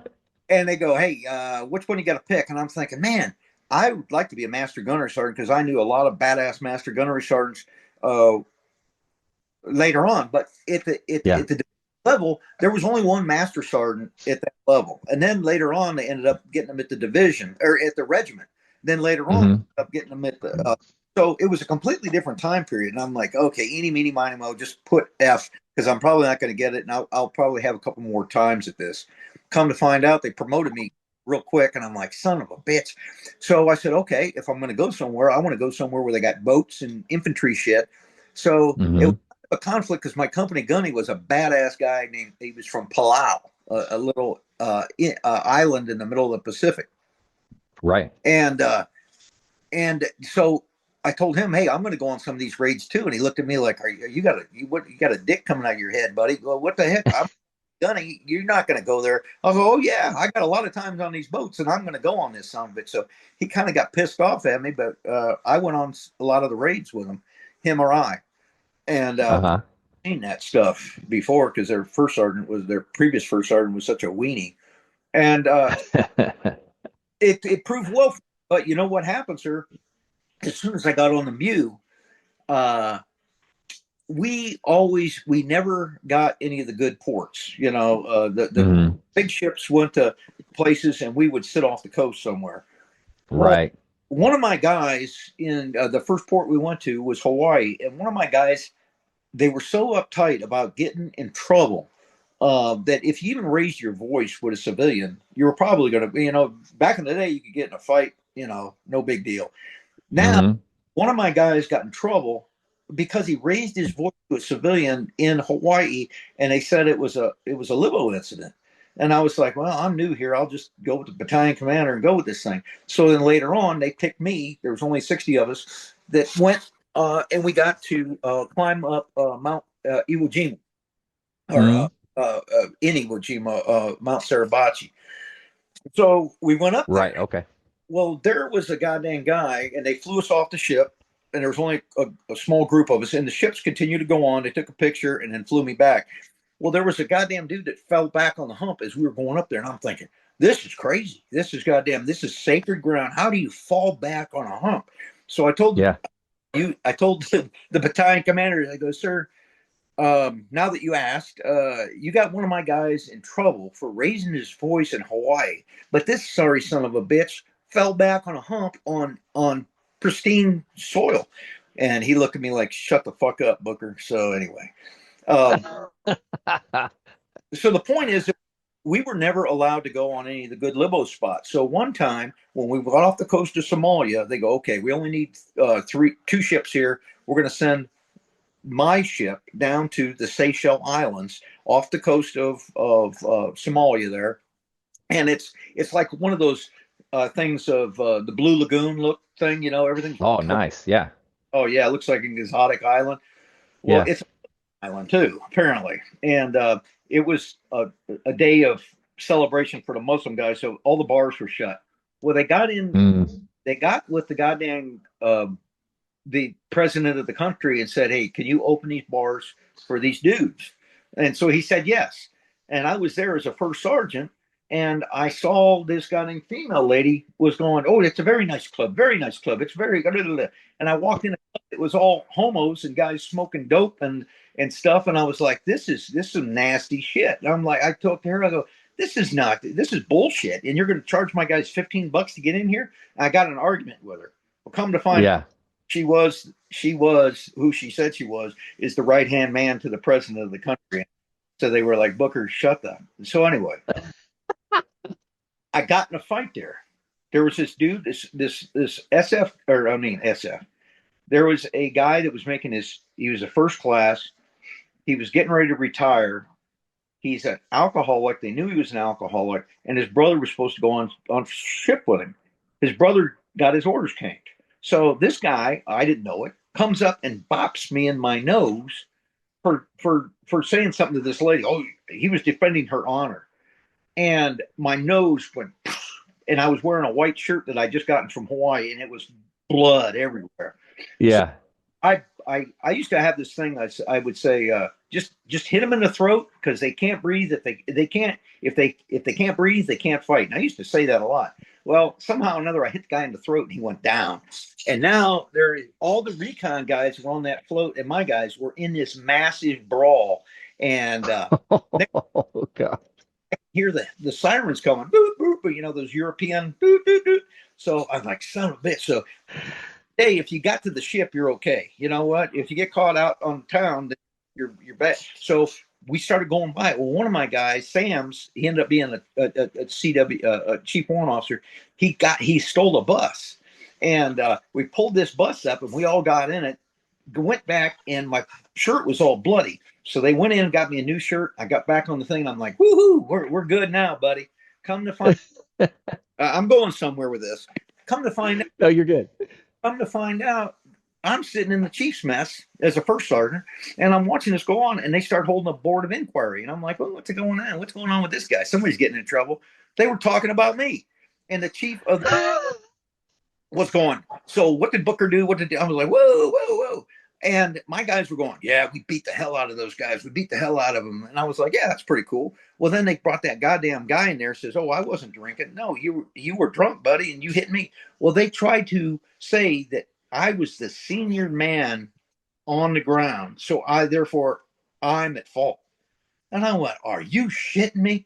So now my battalion commander, they wanted to fry me. They wanted to, I was a gunny I wasn't even getting paid as a first sergeant. And he came in and he got me on the ship at the captain's they got two different living quarters. So I didn't know it. So we went in his auxiliary living quarters, and my colonel, Donegan, badass guy. I think he got 3 Bronze Stars and shit. And he shot. Oh, dang. Yeah, he shot somebody in Grenada they said that he was playing a guitar and he thought it was an AK, so he shot him. Anyway, he's a badass dude. And he comes down to me, goes, Booker, I'm on the big ship. People hate you over there. I hear people that are knowingly working out, and they're talking shit about you the whole goddamn time. I was like, what?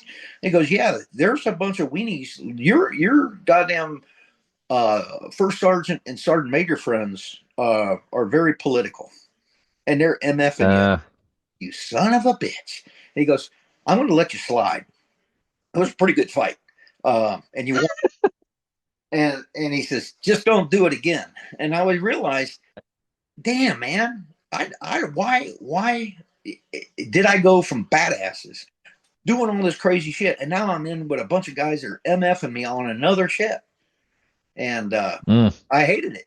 But yeah, when I was in my platoon, but I was like, man, I made a mistake. I need to get the fuck out of here. But wow. Yeah, that's definitely a completely different atmosphere. Yeah. Wow. Now, was it like that the whole time you were a first sergeant? Well, after I got back, I was on Persian Gulf. They gave me orders to I Waco. And my sergeant major, Island was his name, big, tough guy. His other sergeant majors, I could never get a hold of him on the big ship. I was on the little ship. and I would send him messages and I'd never get an answer.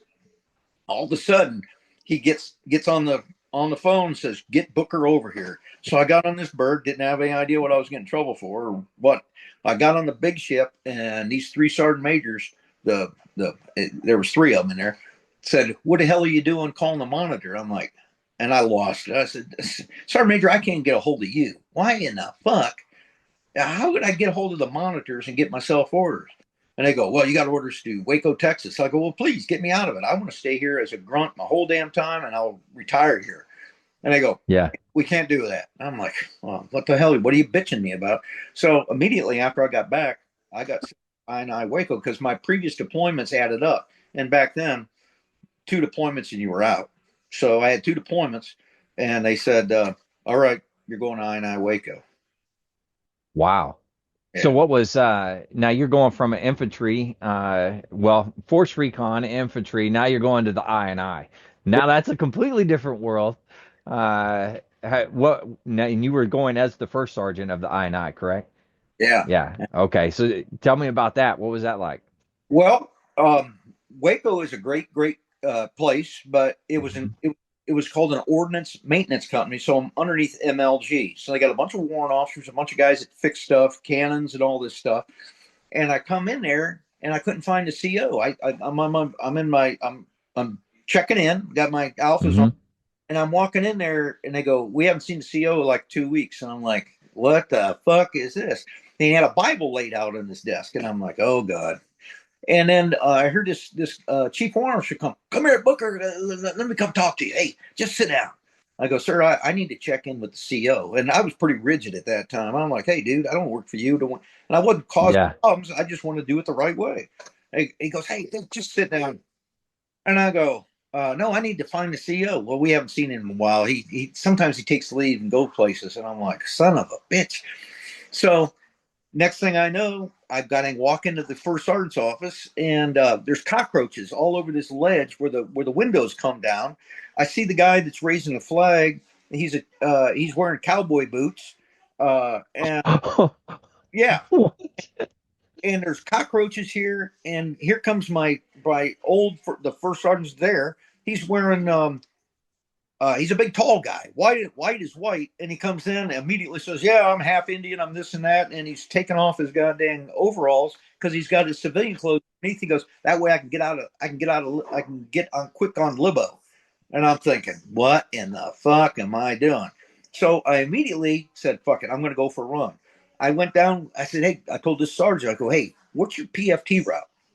So I'm going to go run this route. So I came back and I ran it in 14 minutes. And I'm like, "Oh no." "Whoa, hey, dude, did I miss the turnaround point here?" And he goes back to that chief warrant officer, goes, "Hey, that you guy's causing trouble." He says he just ran the PFT route. And he did it in 14 minutes. So I hear this chief warrant officer screaming down the hall. "Well, he doesn't know that there's a hill. So CMC gave us a what's that called? A waiver." Because A waiver, yeah, a waiver, yeah. So we got a waiver so that we have a shortened PT route. I'm like, "Dude, there's no hills in in Waco." You know what I'm saying? And that was it, buddy. And I was like, I'm in hell. I'm in fucking yeah. Holy cow. But So needless to say, then it must have been a pretty rough time there with the I. well, after that, I learned as much as I could. I go to the meetings and stuff, and next thing you know, we got a new CO. And he was a good guy. He ended up becoming a lieutenant colonel. He was a gunnery sergeant and a chief warrant officer, and he was a major at the time named Parham. And he was a good guy. Well, I studied as much as I could. Well, one time there's the senior guy that he ended up being at Mar 4 Res was a chief warrant officer. He's a lieutenant colonel. And, everybody always MF that guy at meetings. I never met him. They go, "Man, he's a hard ass. He's a hard ass." Da, da, da, da. Well, come to find out, one of our guys had done something with a lensatic compass in 29 Palms, broke it, and they said that he didn't follow the protocols, what you got to do for a lensatic compass and the stuff that's in it. Everybody was on leave. This guy calls down to my office, and I said, Colonel so-and-so, can I help you? And he goes, you're the first sergeant? And I goes, yeah. He goes, well, I'll call back next time. No, sir, what can I do? And he goes, well, some of your guys broke a compass and they didn't do what they had. And so I went down the protocols. I go, they did this, they did that, they did that. And on the next thing I know, he's telling people, that goddamn first sergeant's a badass. Son of a bitch actually learned something. And he's a goddamn, he's a fucking. So, yeah. So I love it. Gaining a reputation, got a new CO, new guys, and ended up being a very good deployment. And what I thought, but that was 1999 and 2000, and I thought, hey, I'm a first sergeant. I'm getting in with these Texas people pretty good. I don't have an education. I'll probably just retire here as a first sergeant and blah blah blah. Well, come to find out, the bombs, 9/11, the bombs came, and we were at the I&I Center when it went down. I turned them the chief or the major. I said, sir, we probably need to go home and just go study this thing because we ain't going to do nothing today. So we shut down the site. Next thing you know, we watched the stuff go. Well, yeah, I used to MF. I liked First Marines because I'd been there, and they're the ones that go out and do the floats. I always used to. They'd always hear me cussing Fifth Marines because all they did was put out fires in Yosemite. You know, they don't really do anything. To find out, immediately after that happened, I got orders, they said, to Fifth Marines, and I thought they were messing with me. I go, hey, Gunny Sanchez, there's no way I'm going to Fifth Marines. He goes, no, you got orders. Come to find out, I did, and I was like, woohoo, I'm going, man. So I ended up going to First Marines, Fifth Marine. God dang it, I'm getting mixed up. Fifth Marines under Colonel Dunford. Okay. As a first sergeant, so that's my third company. I had a weapons company, and now it's my third company, and each one of them was completely different. And so at that level, General Dunford said, we're not going to have, because at First Marines, everybody deploys as a battalion. There's no real headquarters company. I didn't know who the people were. Under General Dunford, we were actually a regiment, and he wanted a seasoned company commander, a captain or a major, to be with prior experience as a company commander to be. So next, you're talking about the headquarters. Is that what you're talking about? Yes. So okay. I had to go to meetings with all the three sergeants major, the regimental sergeant major, and I was the boot first sergeant. And each one of them have become incredible people. They're all prominent people. Joe Vines, Sergeant Major. Anyway, so I would sit in these meetings and I would say, man, I would do that. And I would learn from these guys on, man, I kind of like that guy. I like his decision. I would just keep my mouth shut. And next thing I know, we go to Iraq. We did the march up, and I did all the convoy stuff. And so now I'm back in a combat situation, but I know a lot about mobile patrols, all this stuff. So now I'm back in a combat situation. So what I did was I was the one that had to do, when we were doing a march up from Kuwait to Baghdad, I was the guy that did all the convoy ops. And they ended up giving me a Navy Achievement Medal for this thing. And I tell you what, that's the funniest award man, I'm so proud of that Navy commendation. It's got no V, no nothing, but I tell you what, I'm so proud that we did over 1,000 miles, and I was the one in charge of all the stuff of getting them up. And I got a lot of stories about that. And I started meeting Oliver North and a lot of special fuckers, a lot of Delta guys, all these people that were in my convoy. And it was pretty cool. And then on March of that year,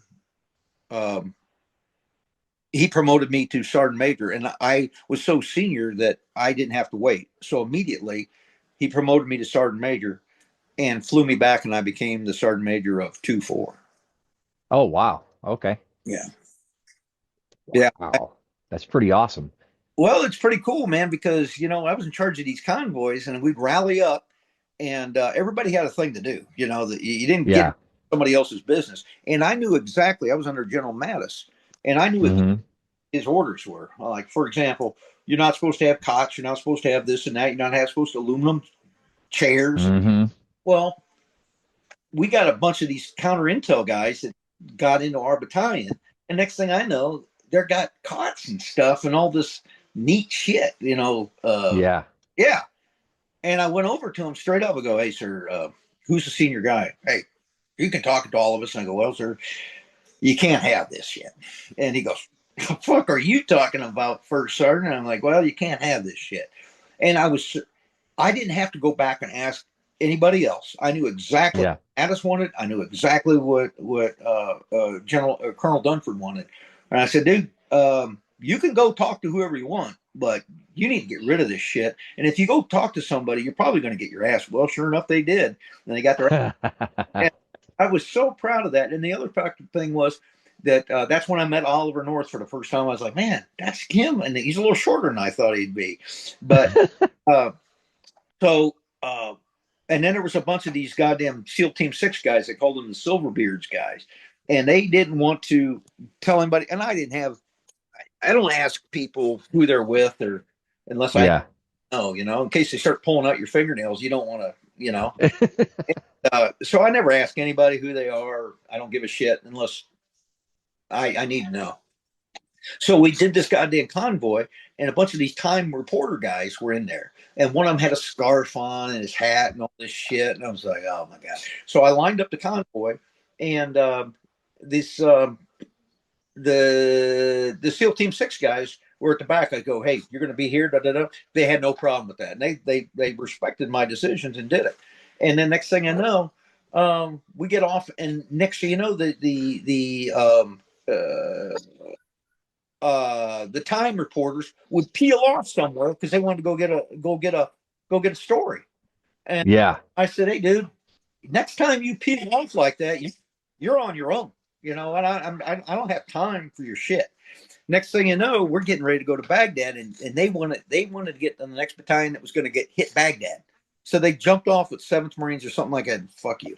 So next thing you know, they come. We're making that trip into Baghdad now, and Outer City, and they start, "Sergeant Major, where you going?" I go, "We're going to war, motherfucker, and you're not going with us." And at confident level, that you know what, you can't fuck with me. Come to find out, they wrote a Time magazine that has a bunch of bodies, and I'm like, "Hey, I was with those goddamn guys," but they were all in there for the pictures and so forth. But one time, when I was briefing those, the graybeard guys, I think they were SEAL Team 6 guys. Some guys that they got, there's a name for these guys, but I think they got them out of retirement just to be badasses, and they were. But there was these CIA guys that were in our thing too. And one time I was saying, "Hey, you got you and you." I said, "Who are you?" And my operations officer, he's a reservist, Stoddard, I think his name, whatever his name was. He was a reserve guy that got called in active duty, and he was a good son of a bitch too. And so they wouldn't tell him his name. "Hey, so who you with?" Or they just shut up. I'm like, okay. Well, I had never seen that movie where they got Mr. Pink, Mr. Blue, Mr. Oh yeah.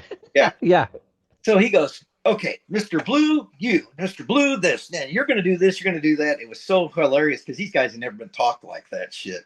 And but my point was, whenever we would do this stuff, we would think we were going to be there for a couple hours. Next thing you know, we were off again within 30 minutes. Sometimes we'd wake up a couple hours later, and I noticed there was this hole. It must have been about 10 stories deep. I don't know. Maybe that's where they were burying the mass destruction. But I parked all of our vehicles right there. If they would have pulled up just a little bit farther, and then you've been up for 3 or 4, 5 days. I started after a while. I started hearing noises and stuff like that. Well, I got the tow missiles at the wrong place, and I said, "Man, if they would have shot, they would have shot our own guys, But I learned every time more and more about that, and I felt very, very good that I had 3 companies. I had a lot of combat experience, or I had a little bit, and it worked out real well. Yeah, I like that anyway. Very cool. And then that was you. You said you were a first sergeant then. Yeah. That was the initial push up. Yeah. Yeah. Okay. And then so you go to 2-4, and talk to me about that. Now you're sergeant major, 2-4, and how was your experience as a sergeant major overall? It was the most incredible thing ever.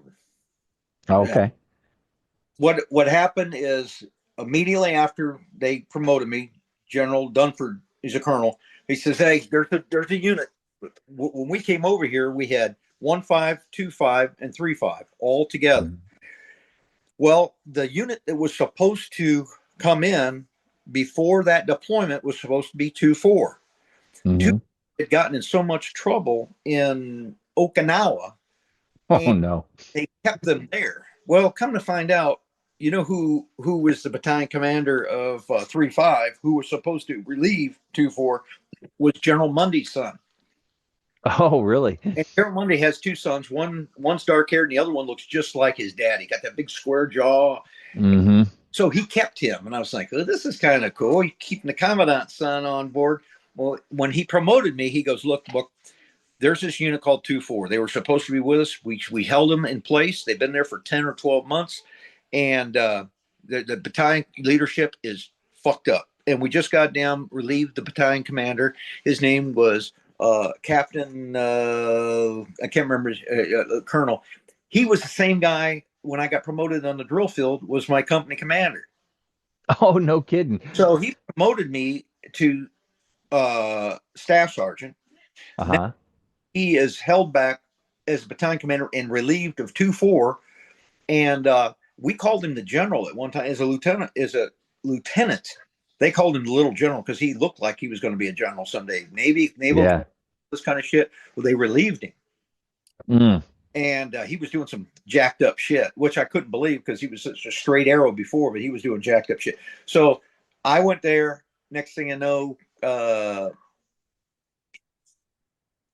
I got there. I saw him train.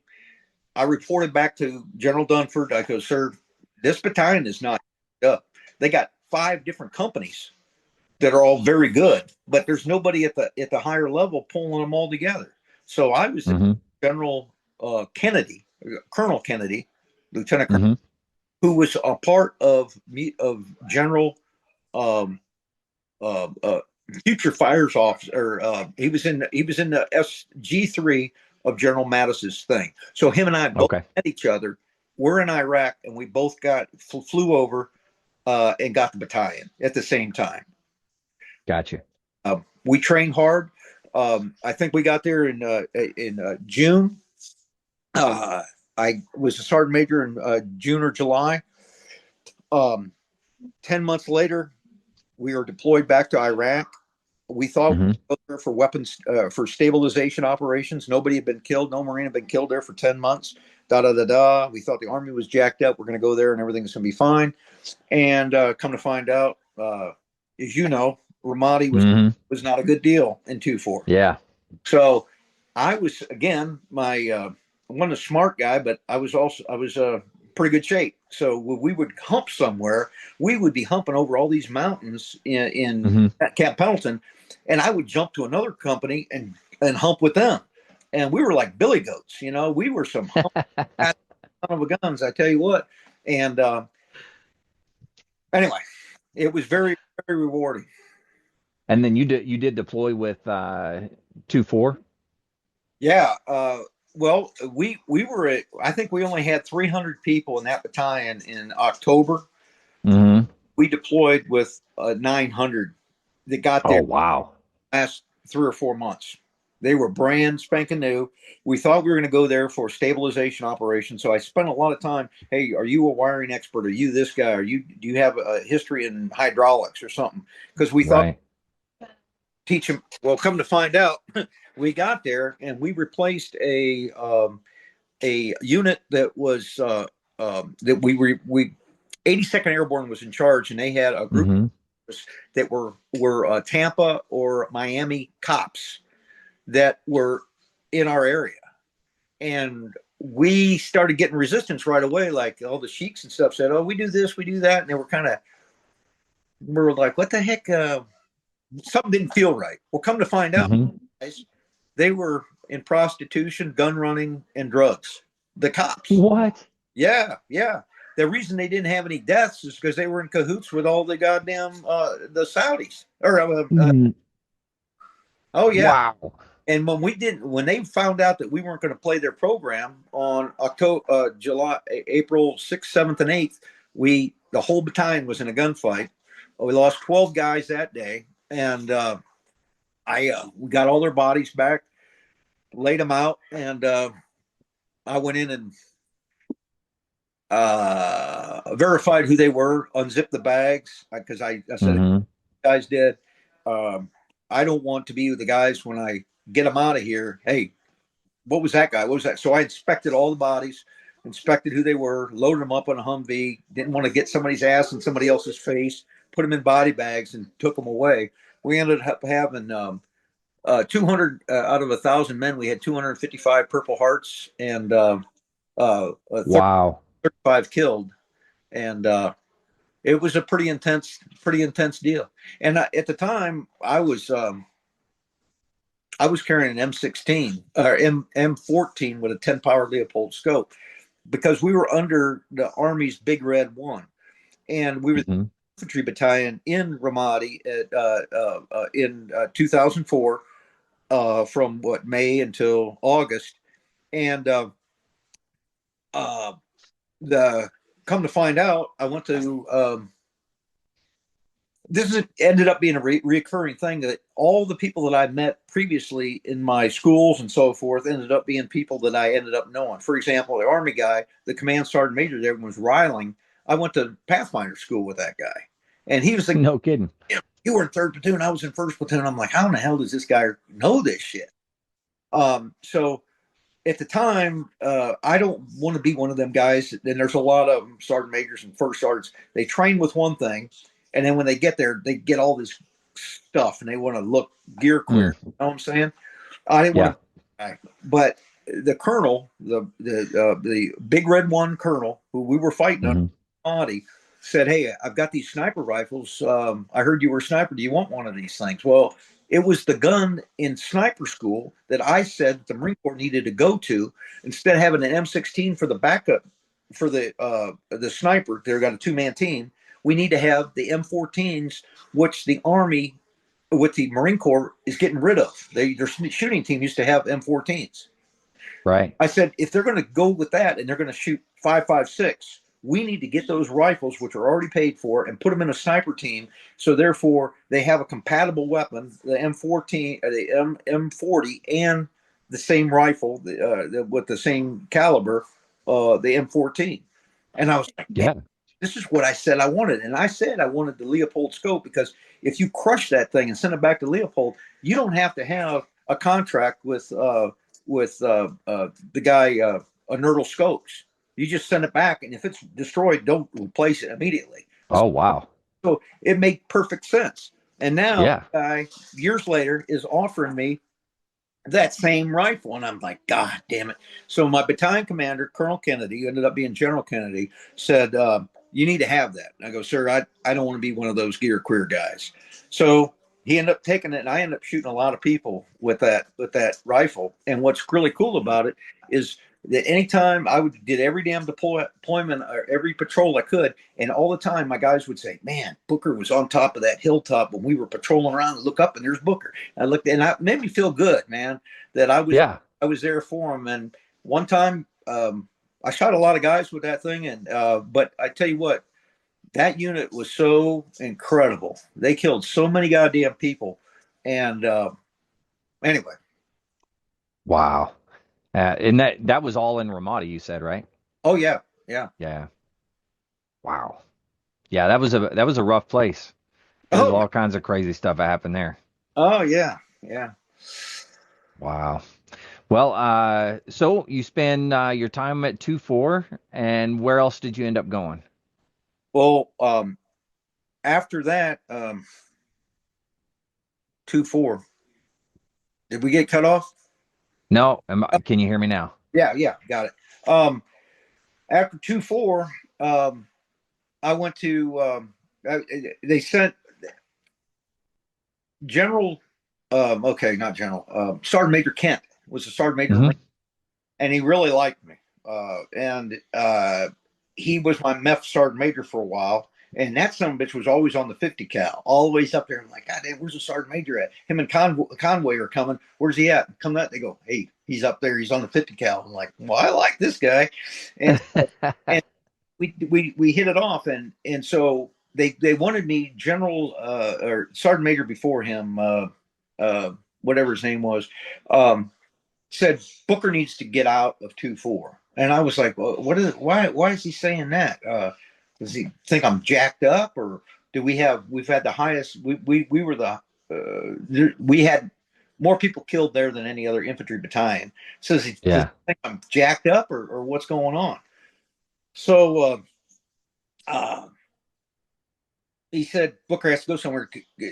Sergeant Major Kent said, I want Booker to take over the staff NCOIC, or be the sergeant major of the schools in Quantico. What are they called? Schools battalion, all the schools. And I was like, God damn it, I don't want to do that shit.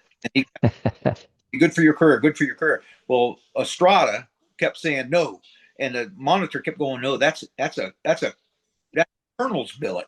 And Sergeant Major Kent goes, no, it's a Sergeant Major's billet, and Booker is the guy for it. And I was like, Sergeant Major, can you just quit doing it? Because if I get there and I do a good job, somebody's going to MF me, you know? So they sent me to AAV. So I was there for 1 year. They did not have a Sergeant Major for over a year. I thought all the master guns and stuff are not going to like having a Sergeant Major. Actually, it was one of the greatest units I've ever been to. I had this great big office. It's about the size of a football field. And yeah. And I was like, damn, I don't think they're going to dislike me. No, what? It was a great rewarding. Those Amtrak guys were incredible. I had 3 master guns there. They were incredible. And I was only there for a year, but we don't have a regiment there. You're working for a lieutenant colonel, but there's no regiment. All your stuff goes immediately up to division. So if you ever mess anything up, there's nobody there at the regiment to gun and fix or anything. You know what I'm saying? Right. So I was there for a year, and it was very rewarding. And I met a lot of good people. Stockton, who was one of my first sergeants, I had complete authority to do whatever I had to do. So I got him from one company to another. He deployed to Iraq. He ended up being the sergeant major of 8th and I. I mean, it was all class act people, great people. I was there for a year, and then they said, hey, you're going to go get a colonel job. So I went over to Fort Sill, Oklahoma. I'm an infantry guy, and next thing I know, I'm working for Colonel Pate and Colonel Campbell at the artillery school. Yeah, and that's a completely different world as well. Oh, yeah. I mean, they got 2 master guns there. They got 3 or 4 chief warrant officer 5s or something. I mean, no sergeant major is going to tell them what to do. It's a small different, they wanted somebody to go get the PT route and, run shit. And I'm like, dude, that's not my mode, So I got drunk with a lot of Indians, the Comanches, Kiowas, and Apaches. Nice. Oh, yeah. That's always a good time. I'm sure they showed you a good time for sure. Oh yeah, when you get drunk with Indians, you always got to be on your guard, man, because they all got they got knife scars all over them. Shit, I mean, they're a rough crowd, and they'll turn on you, or they'll be your friend, whichever. Yeah. and when I there, I had a Harley, and I started looking around, and there was a bunch of bandito posters. So I'm like, holy shit! And I've been raised with the outlaws. I've seen the Vatos and the Hells Angels in California. And I started looking around. I'm like, hey, dude, I don't know. It's a small town. I might be running into some of these guys. I said, what are they about? And I asked this guy, I go, hey, what are they about? And we'll come to find out he was one of their prospects. Oh, really? And so I went to this bar in outside of town, and there was this girl there, and there was nobody. At that time, I just wanted to be away from everybody. I just want to be nowhere. And I used to listen to this song, 1,000 Miles from Nowhere. Oh yeah. Yeah. I love that. And I would be in the middle of nowhere, nobody to deal with. Well, there was this girl at the bar, little dinky bar. Come to find out, her daddy was was the president of the Banditos. Oh, no kidding. Yeah. Wow. And there was nobody in the bar, and she said something about, hey, she's got this. I heard her on the phone, hey, I got a crippled son, this and that. And I go, well, you know what? I'm a master mason. I know some Shriners, and I've been to their hospital. I am a Shriner. If I've only had one beer, so I'm not talking any stuff here. If your kid ever needs help, I can put you in contact with somebody that can help him. And she goes, no, we got it taken care of. And I said, well, next thing you know, I go to that bar again, and all these banditos come in. I'm like, oh shit! And have you ever seen that movie, One Flew Over the Cuckoo's Nest? Yeah. That great dude they call Chief. Yeah. That was the Chief. That was her daddy, and he comes. Oh, wow. And I'm thinking, holy shit, this motherfucker is gigantic. Well, that same prospect that I've been asking about comes over to me. He goes, hey, and I was standing on my own side of the bar, you know. Yeah. Hey, VP wants to talk to you. And I'm like, oh, shit. So I walk over there, and he goes, hey, I heard you said something to this bartender. And I was thinking, and then the light came on. I'm like, oh, yeah, that was a good conversation. Yeah. And so I stood up for myself. I go, yeah. He goes, yeah, she got a crippled son. He goes, that's my daughter. And I'm like, well, I wasn't, and I was, it made me feel good that I knew what I was talking about. I remember the conversation. And I go, no, that's good. And he goes, hey, I appreciate it. And I'm like, wow, okay. And he was sitting down on a bar stool, but the son of a bitch was gigantic. And he goes, my dad was a Marine. I heard you're a Marine. I go, yeah. And he goes, so I pulled out a coin, my Sergeant Major coin. It's Scarlet Gold. Yeah. And I go, sir, I want to give this to you. And that son of a bitch stood up. I mean, he towered over me, man. And he said, Uno Matano Matana Medina, picks me up and bear hugs me. And my feet are way off the ground and puts me down. And all the banditos start, yeah, he likes, the vice president likes it, or the president likes him. And after that, I could do no wrong. I'd run into bar guys. I rode with those guys quite a bit out there. So no kidding. Wow. Yeah. So I hung out with the Banditos, the Apaches, Kiowas, and the Comanches. So. Well, I mean, that's the place to do it. So yeah. Very cool. Wow. And then you were at that schoolhouse for how long? 2 years. Okay. And yeah, and then the monitor called me up and says, hey, Book, they got there's a regiment, 6th Marine Regiment, is getting ready to deploy. Do you want to take that regiment? And I was, hell yes. They said, you're going back to Iraq and they're leaving here pretty soon. Would you like to take it? And so I didn't want to show my excitement to the monitor, who's a friend of mine, Wiser. And I said, hey, yes, that would be very nice. I'd like to have it. And I didn't want to show my tent. And then I hung up the phone. I was doing a dance. Like, yoo-hoo. then I said, damn it. I bet you he doesn't understand my excitement. He's probably going to think that I don't really want it. So I immediately called him back, and I got a corporal or a sergeant on the phone. He goes, no, he left. And I'm like, hey, look, tell him. I tried to not tell him how important this is to me. I want to go back. And I said, I'll probably kill myself if he don't give it to me. Sure enough, I got orders, and I went back in 08, 09, and 10. I went with 6th Marine Regiment with Colonel Lopez, and we went back as an RCT back to Ramadi. We had everything from Fallujah to Hit to Lake Tartar down. Oh, wow. Order. And yeah. So you were the regimental sergeant major? Yeah. Regimental. Yeah. Okay. So. Wow. That was cool. Yeah. Which is a very historic regiment, the 6th Marines. Yeah.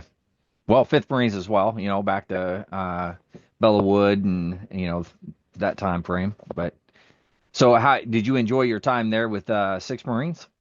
Oh, yeah, it was incredible. It was kind of screwed up in some ways because Colonel Matt Lopez was the battalion commander that recommended Jason Dunham for the Medal of Honor. Mm-hmm. The same time that I was in 2-4, he had 2-7 or 3-7 out by the Syrian border, and Dunham received a Medal of Honor. Did not receive a Medal of Honor then, but he done it. Well, they sent Jason Dunham to his helmet in a plastic bag to the Division CP, and I knew the adjutant there. His name was MF Macklemore, whatever his name was. He's a major. And he goes, hey, so I was a 2-4, went over there, pick up Purple Hearts like I did every other day. And he said, hey, you want to see this helmet? And he showed me Jason Dunham's helmet.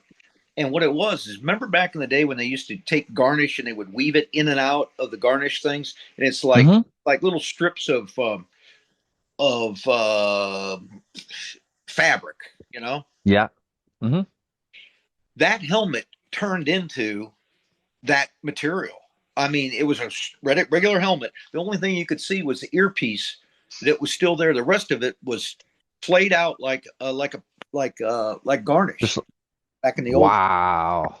And I held it, and I was like, son of a bitch, this is incredible. Well, come to find out, I worked for Sergeant Major, Colonel Lopez, who was his commander then. And he thought so much. He said, I'm a Mexican from the south side of Chicago, and I don't put up with no shit. And every time, he thought so much of his sergeant major that one time he had all of his officers get in this circle, and he called me up at the regimental headquarters, and he goes, hey, this is my sergeant major right here. If I ever see one of you guys motherfuck him, do anything, screw him over in any way, I will fry your ass, and you're going to you'll be kicked out of the Marine Corps. And I was like, yeah, hey, I really don't need that. I think I got a pretty good relationship with these guys, but boy, I mean, wow, he was hell on wheels. Man. Yeah. Every time we had 3 regiments there, or 3 battalions, and every time I had this thing where I would pull up, and to tell you another thing, when I got promoted, I'm going to back up here.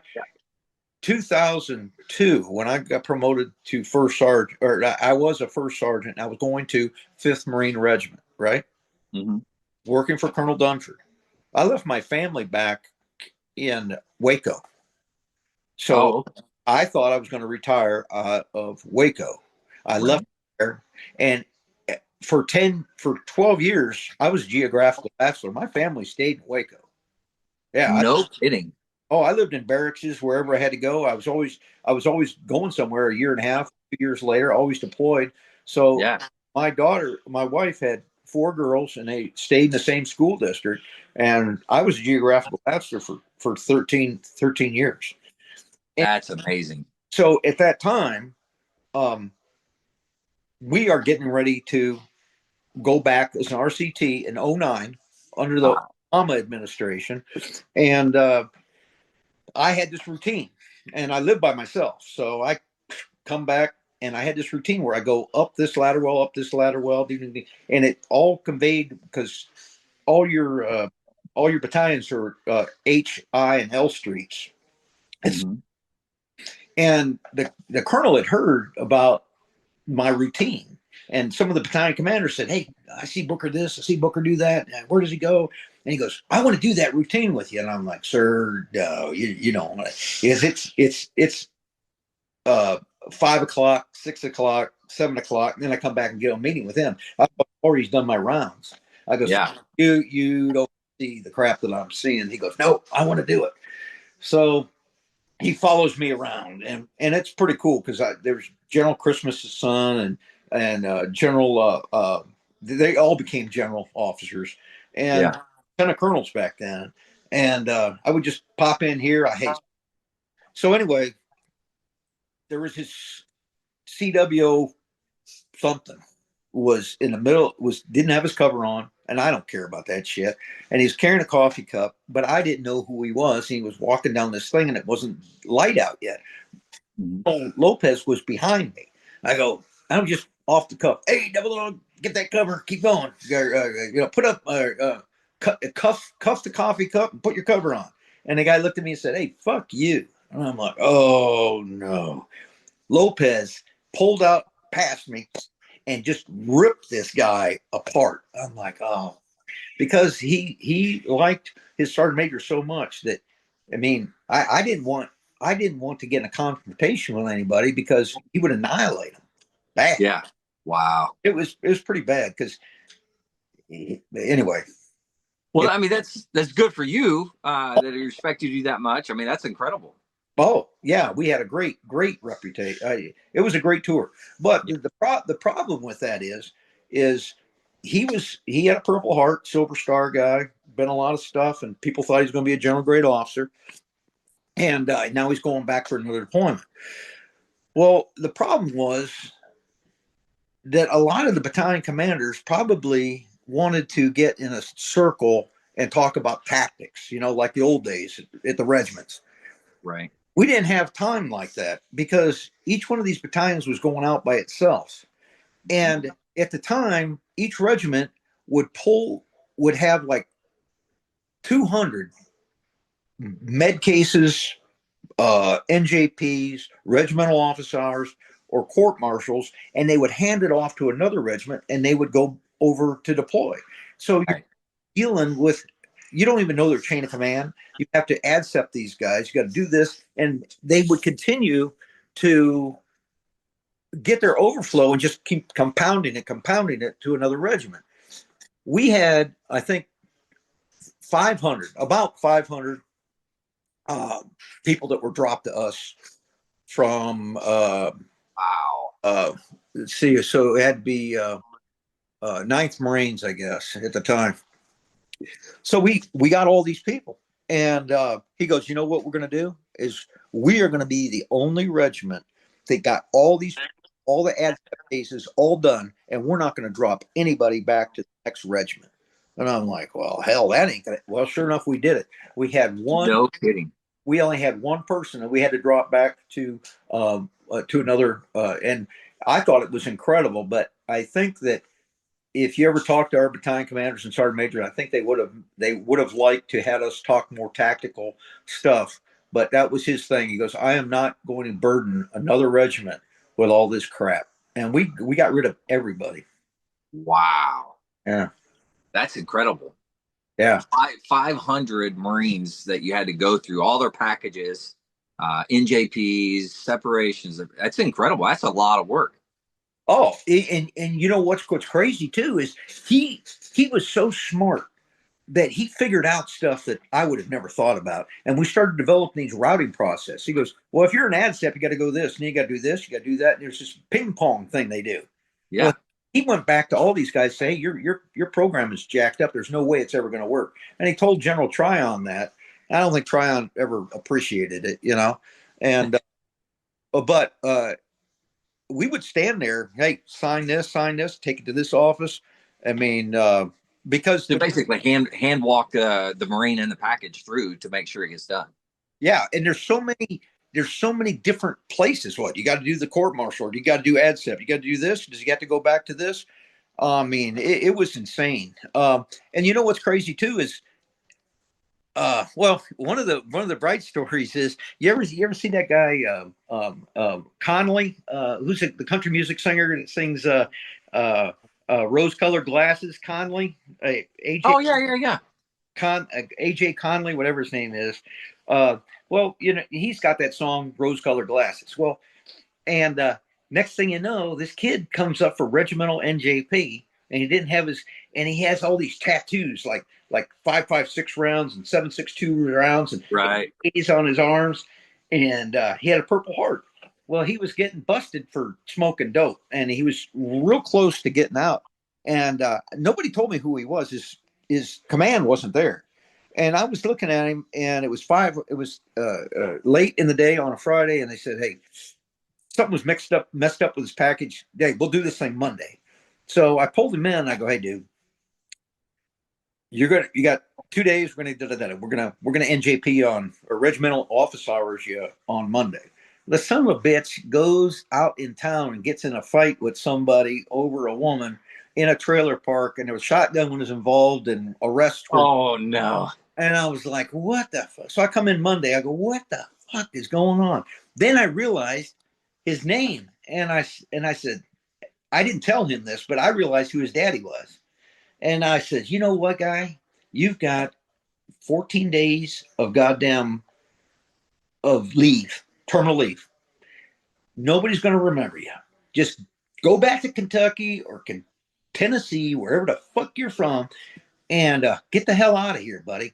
And so I always thought that was my contribution to country music because I got out honorable discharge. And after that, Conley had written a song about his son and Purple Hearts. So, well, now he doesn't have to say, well, my son got regimental NJP for smoking dope and trying to kill somebody. But so anyway. Holy cow. That's crazy. Yeah. Wow. Well, so you were at Six Marines, and then I know you went down to Marfor Res at some point, right? Yeah. In what they have, the Sergeant Major Marine Corps has 10 Sergeant Majors. They call them 9 or 10, whichever one they want to refer to, that work for 3 stars or 4-star. And Gotcha. they call them the Big 10 or the Big 9, whatever they are. And they're the ones that decide if you're gonna work for a general grade officer. You have a meeting once a quarter, or maybe 4 times a year with or maybe a quarter, whatever, with the Sergeant Major Marine Corps, and they hold it off site somewhere, and they decide who's going to work for a general grade officer. My was in, and I got selected to work for Mar4 Res, working for a 1-star. Not it was MLG. Her name is General Pat Garrett. Garrett. So in 2010, I was waiting for the phone call whether I did it or not. And Sergeant Major Kent calls me at my house in Sneed's Ferry and says, "Hey Jim, you didn't make it. You were very competitive." And I thought he was being truthful. And he goes, "Well, what we're going to do is they need a first sergeant down there in Korea or Philippines or something, or Guam. Guam. They need a sergeant major in Guam."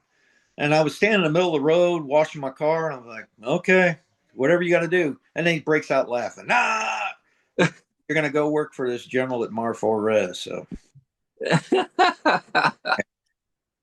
yeah. What a way to find out. Oh, characters. Yeah. Oh man.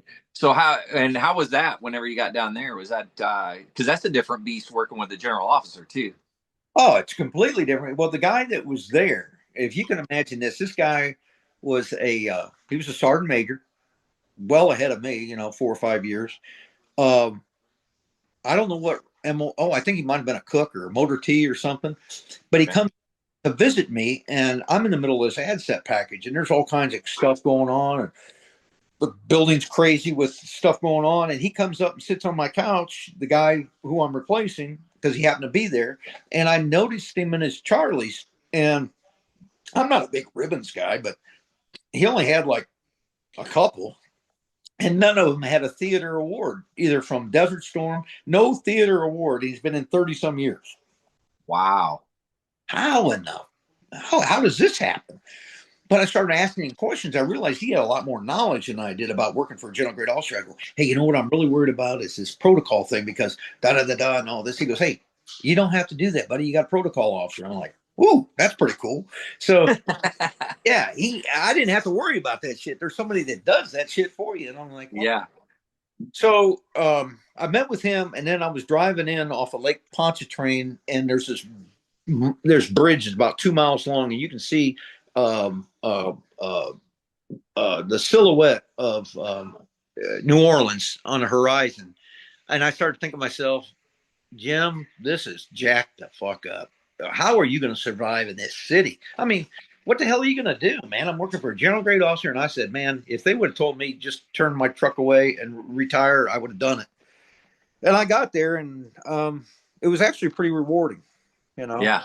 I worked for this general, and then she got promoted to 2-star. I worked for her. She was a female, but she had a lot of time on active duty. More time than probably any general grade officer on active duty. She was in charge. She was at one time was in charge of what's that called, in Inspector General office. Oh yeah, the IGs. Yeah.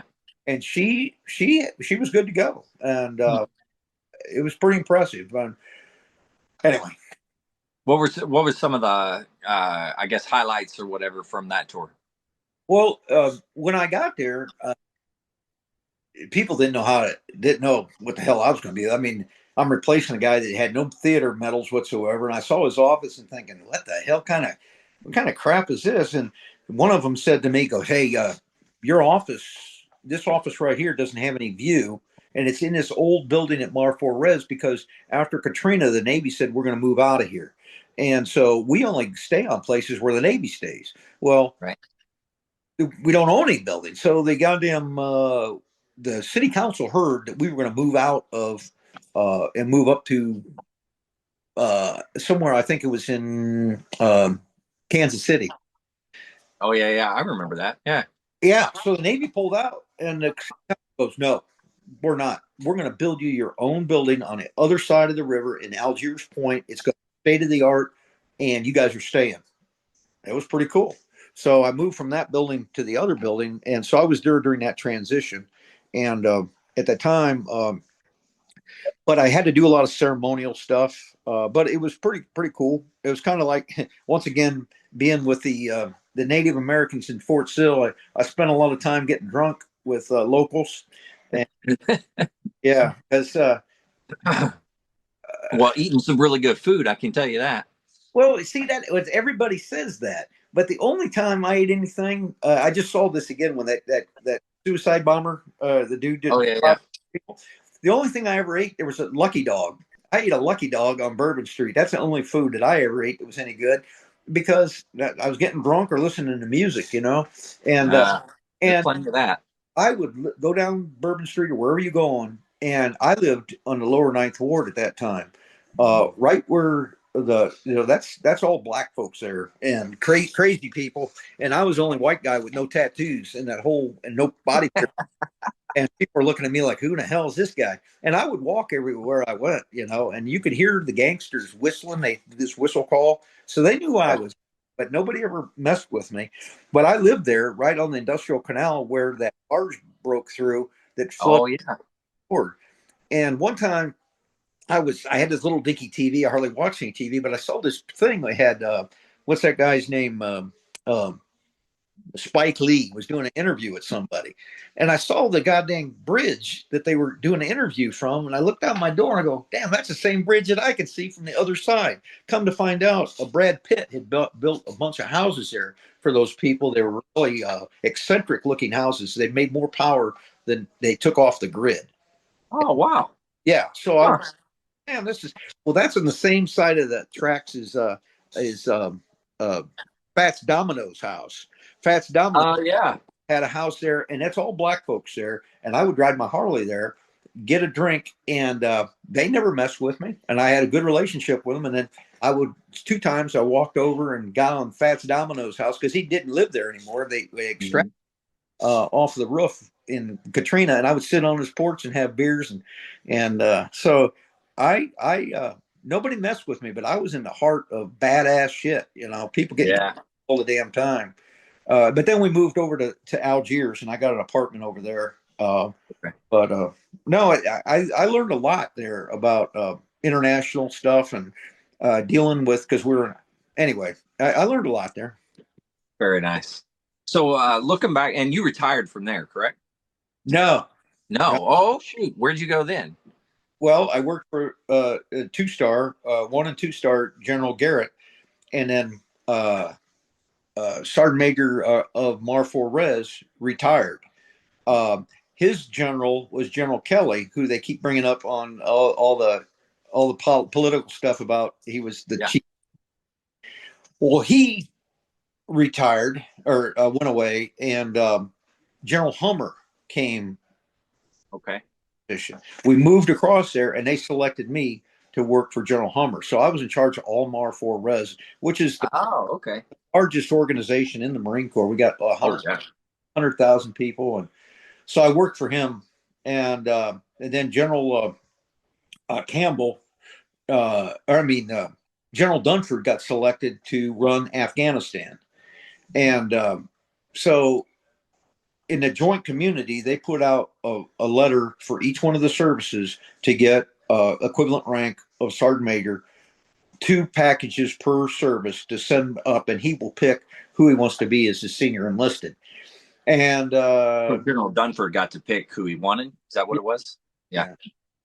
So they picked next thing you know, I had to go to a fucking class on international studies or some crap like that. Get a goddamn top secret clearance and all that shit. And he picked me, and I went over. I went over there in July of 13 Okay. to be General Dunford's senior enlisted of all NATO and U.S. forces in Afghanistan. Wow. That's a huge jump. Oh yeah, So yeah. what was that like for you? I mean, Like I said, everything from my when I was a sergeant and I went to all those schools and SF type and all yeah. these, they are the same now that I'm meeting again. And are you still in? And I tell you what, in the Army, when you get to that level, they treat their sergeant majors pretty damn good. Yeah. You can make uh, you can make decisions that I don't think any Marine could ever do with general grade officers, and they'll listen to you. And so I was the only Marine that ever did that. So General Dunford got me there. Well, come to find out that I would go somewhere with these other command sergeant majors, and I mean at the 3-star level, General Milley was underneath us. He was at the 3-star level, and when I would go somewhere, I went for some pretty spooky places. Yeah. And they would always stop these other sergeant majors and let me in. And I got to see stuff that I shouldn't have seen. I had no reason of seeing, but they liked me. And the word spread through the SF community, the SEAL community, the CIA guys there, that I was a pretty decent guy. And they all knew me from history. Right. And that's a big deal in the Army, because when you're in the Army and you go to a Ranger regiment, then you go to SF, then you go to Delta and all that stuff, they know you for 10 or 20 years. Yeah. The same thing happened to me. I knew people that I couldn't believe I knew, and they go, Jim, and they have beards and stuff. They go, I know who you are. And I'm like, I don't want you to know your name in case they start pulling out my fingernails. Yeah. I love it. Well, you know what was really crazy there too is that at that level, General Dunford, or I mean, um, President Obama came over. Uh-huh.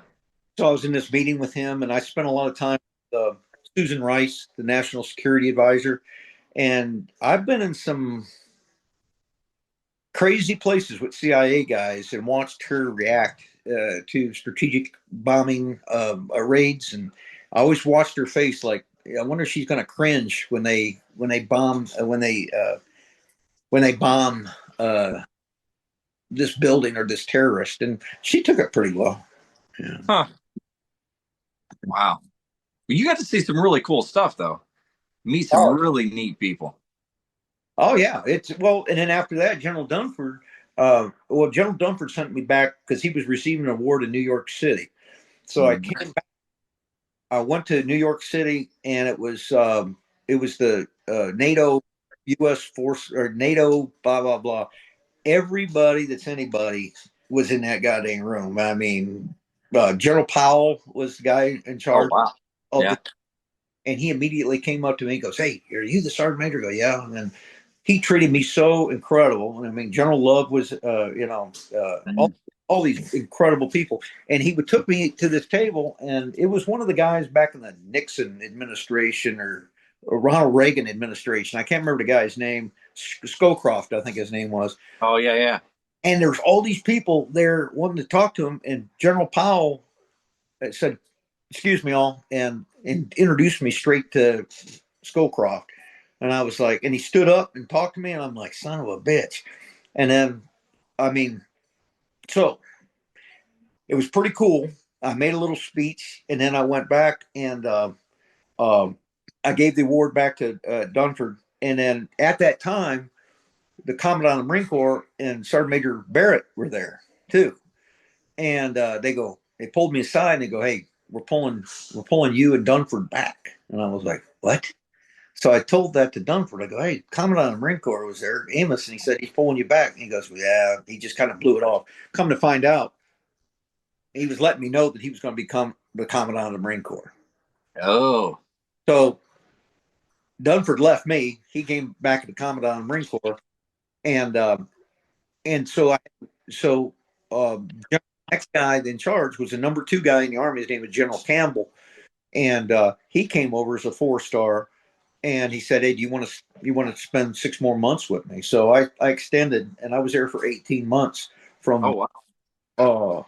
13, and I left in December of 14, right before Christmas, and that was my last tour. But what's kind of crazy too is that on the whatever you call the protocol manual, Mhm. it worked for a 4-star, and you're his sergeant.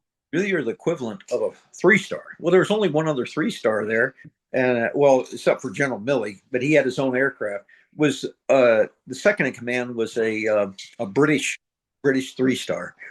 So anywhere I went, I had my own aircraft. I could go anywhere I wanted with my own aircraft, and they would land at the embassy, and people would be standing there and be some officer think that that's his aircraft. And I had bodyguards too. I had my own everything. I mean, I was at the 3-star level shit, and I used every bit of it for everything, man. And the Army didn't have a problem with it. They would run up to one of these general officers, say, "This is Sergeant Major's board." And they go, "Oh, okay, okay," and they'd get on the second bird. I mean, I went everywhere that I had to go. I had we flew around and we wanted to with the general in a Learjet. I flew helicopters anywhere I wanted to go. I went to the way up in the mountains. Visited a lot of the east and west. Most of the Marines are only in Helmand Province. I mean, Right. I went everywhere. Wow. Yeah, pretty crazy. And I used every Wow. bit of it. And I'll tell you one story is that I fucking hate the Air Force. One because they shot me up in Desert Storm, and Yeah. they never admit that they have a problem. They're fucking. I hate them. And the intel people were the Air Force guys on General Dunford's staff. Actually, General Campbell's staff after him. Okay. Yeah. And they have these guys that take them around, their personal security details, and they wanted to be SEALs, but they weren't. So they had crazy beards and stupid shit on their uniform, glory dogs, gear queer fuckers, and they were doing a lot of stuff that was not correct. I knew what the general wanted, and I knew that they were doing it incorrectly, like holding people up, pointing their guns at people, blocking cars off, doing all kinds of stupid shit. And we're supposed to be transitioning some stuff back to the Afghans. Mhm. So I went to them, or I went to the 1-star. There's 1-star and a 2-star in charge of the intel community. And I went to them, and it was a female 1-star Air Force. I go, "Ma'am, my name's Sergeant Major Booker. Your PTSD, your security details are doing some jacked up shit. They need to stop doing it. This is what they're doing. This is what they're doing." And she looked at me like, "What the hell are you? You're an enlisted dude. What the hell are you doing talking to me?" Because that's the way the Air Force is. You know what I'm saying? Yeah. So she didn't listen. So Mhm. I went back again, and that office, and her office is in the area of the next guy, the 2-star, his office. And I blew past her. I go, "Sir, ma'am, if you want to come in here and listen to what I got to say." And I blew past her, went straight into his office, and he's looking, "Oh my God, what's an enlisted guy doing talking to me? I'm a 2-star." And I go, "Well, sir, I said, this is what your security details are doing. They need to stop it." And she looked at him and said, "Did he tell you this?" She goes, "Yeah, he told me that." And he didn't do anything. So the third time I see that they are pointing guns at people. They're doing some screwed up shit, delaying traffic, doing all kinds of stuff in Kabul. Yeah. So I went, and I've only done this one time to any one of those guys, because I could solve anything I wanted to do at my level. Yeah. Time I went to General Campbell, I said, "Hey, Campbell, you got a second?" He goes, "Yes, sir." I go, "These Air Force goddamn security guys are jacked the hell up." And immediately, I didn't have to say anything. He got the chief of staff. "Hey, call up these Air Force fuckers, my intel guys." So they come running over, the 1-star and the 2-star, and they have their little notebooks, and they come scurrying, and they brush past me, and they stand in front of his desk, and they go, "Yes, sir. Yes, sir. What can we do for you?" And he goes, "Hey, I understand that your security guard's doing this, this, this, and this." Well, kinda. And they go, he said that he talked to your one star about that shit. And she looked over her shoulder and, oh my God. She goes, "Did he talk to you?" "Yeah." "Did you do anything?" "No." "Did he talk to you?" "Yeah."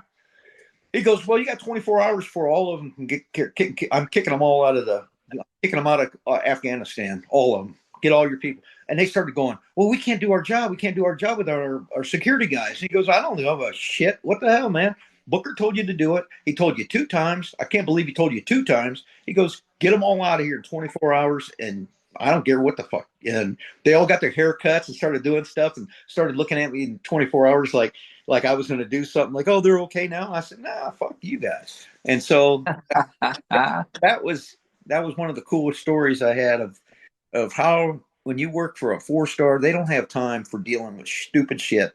Yeah. Yeah. It makes sense. Oh yeah, I loved it too. Yeah. Wow. Man, you've had one incredible career, that's for sure. Yeah. Yeah. Wow. And then and you retired, you said that you had your ceremony at 8th and I. Is that right? Yeah. Hey, real quick though, too, is I had I had 100 um I had 144 people killed when I was in Afghanistan. And Oh wow. yeah, so I did a lot of ramp ceremonies, met a lot of people that anyway with different names. Yeah.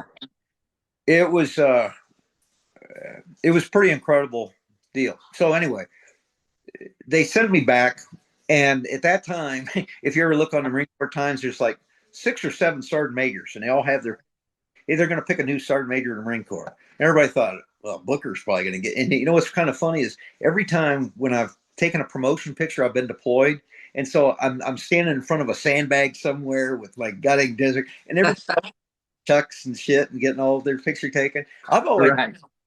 So the only picture they had of me is with me with my desert camis in the with the NATO flag, other flag, and I was one of the ones that they were going to go pick for Sergeant Major Marine Corps.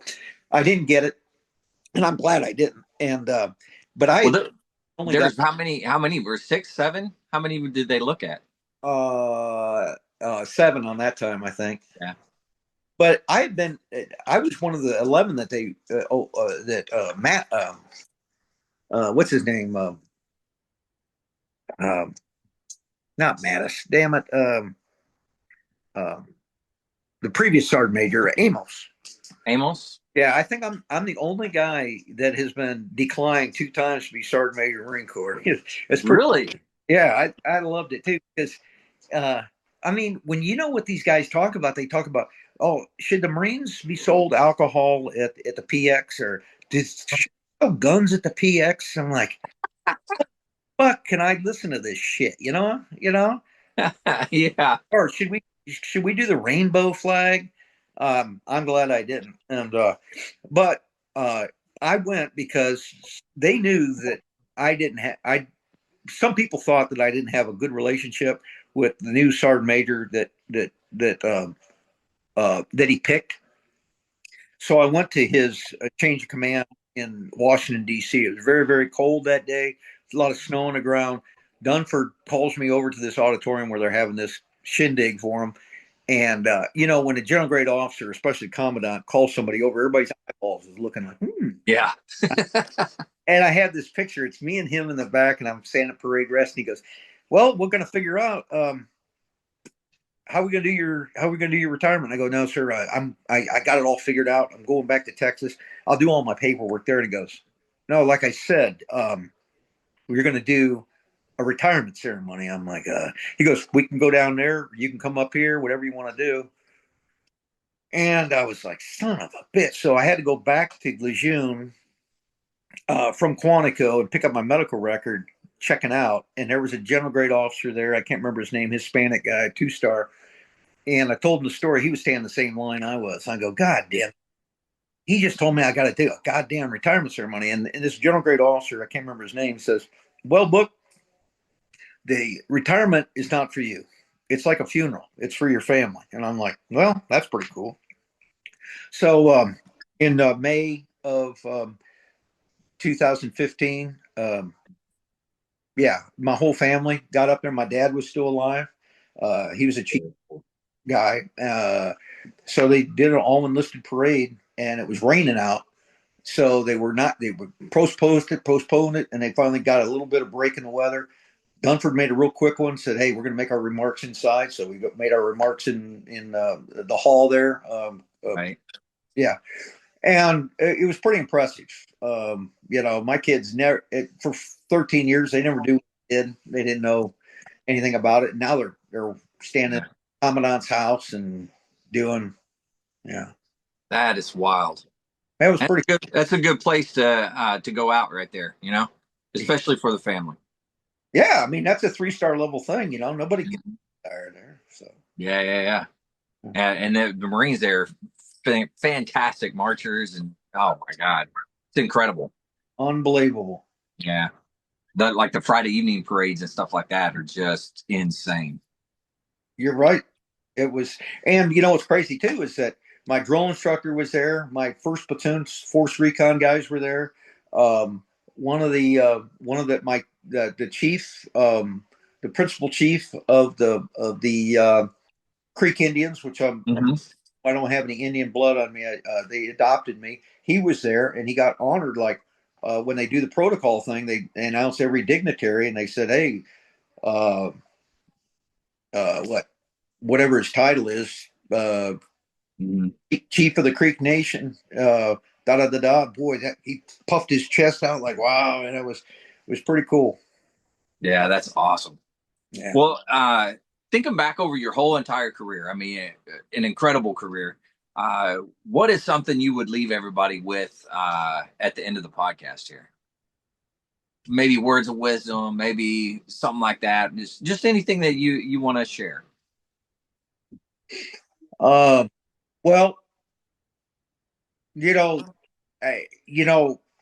real quick, after I retired, 6 months later, I had a stroke. I was sitting on my couch and I couldn't talk, and my left side of my body was paralyzed. So when I got out of Afghanistan, I knew that I could make 6 figures working for some spook agency, and there was people that were ready to hire me quickly. After I had my stroke, I said, dude, I'm going to get somebody killed. I don't have that capability. I used to be very good in the heat and all that kind of stuff. Now, if I go outside, the heat just kills me. So I ended up getting on Facebook. I get on Facebook because none of those spook agencies have Facebook accounts. I did it just to get in contact with all my Marines, and especially my 2 former Marines. And a lot of them having a lot of problems with the VA and so forth. My VA is very good in Waco. But and it's very impressive because I've got it to help some of them. Some of them I've put in contact with other people to help people.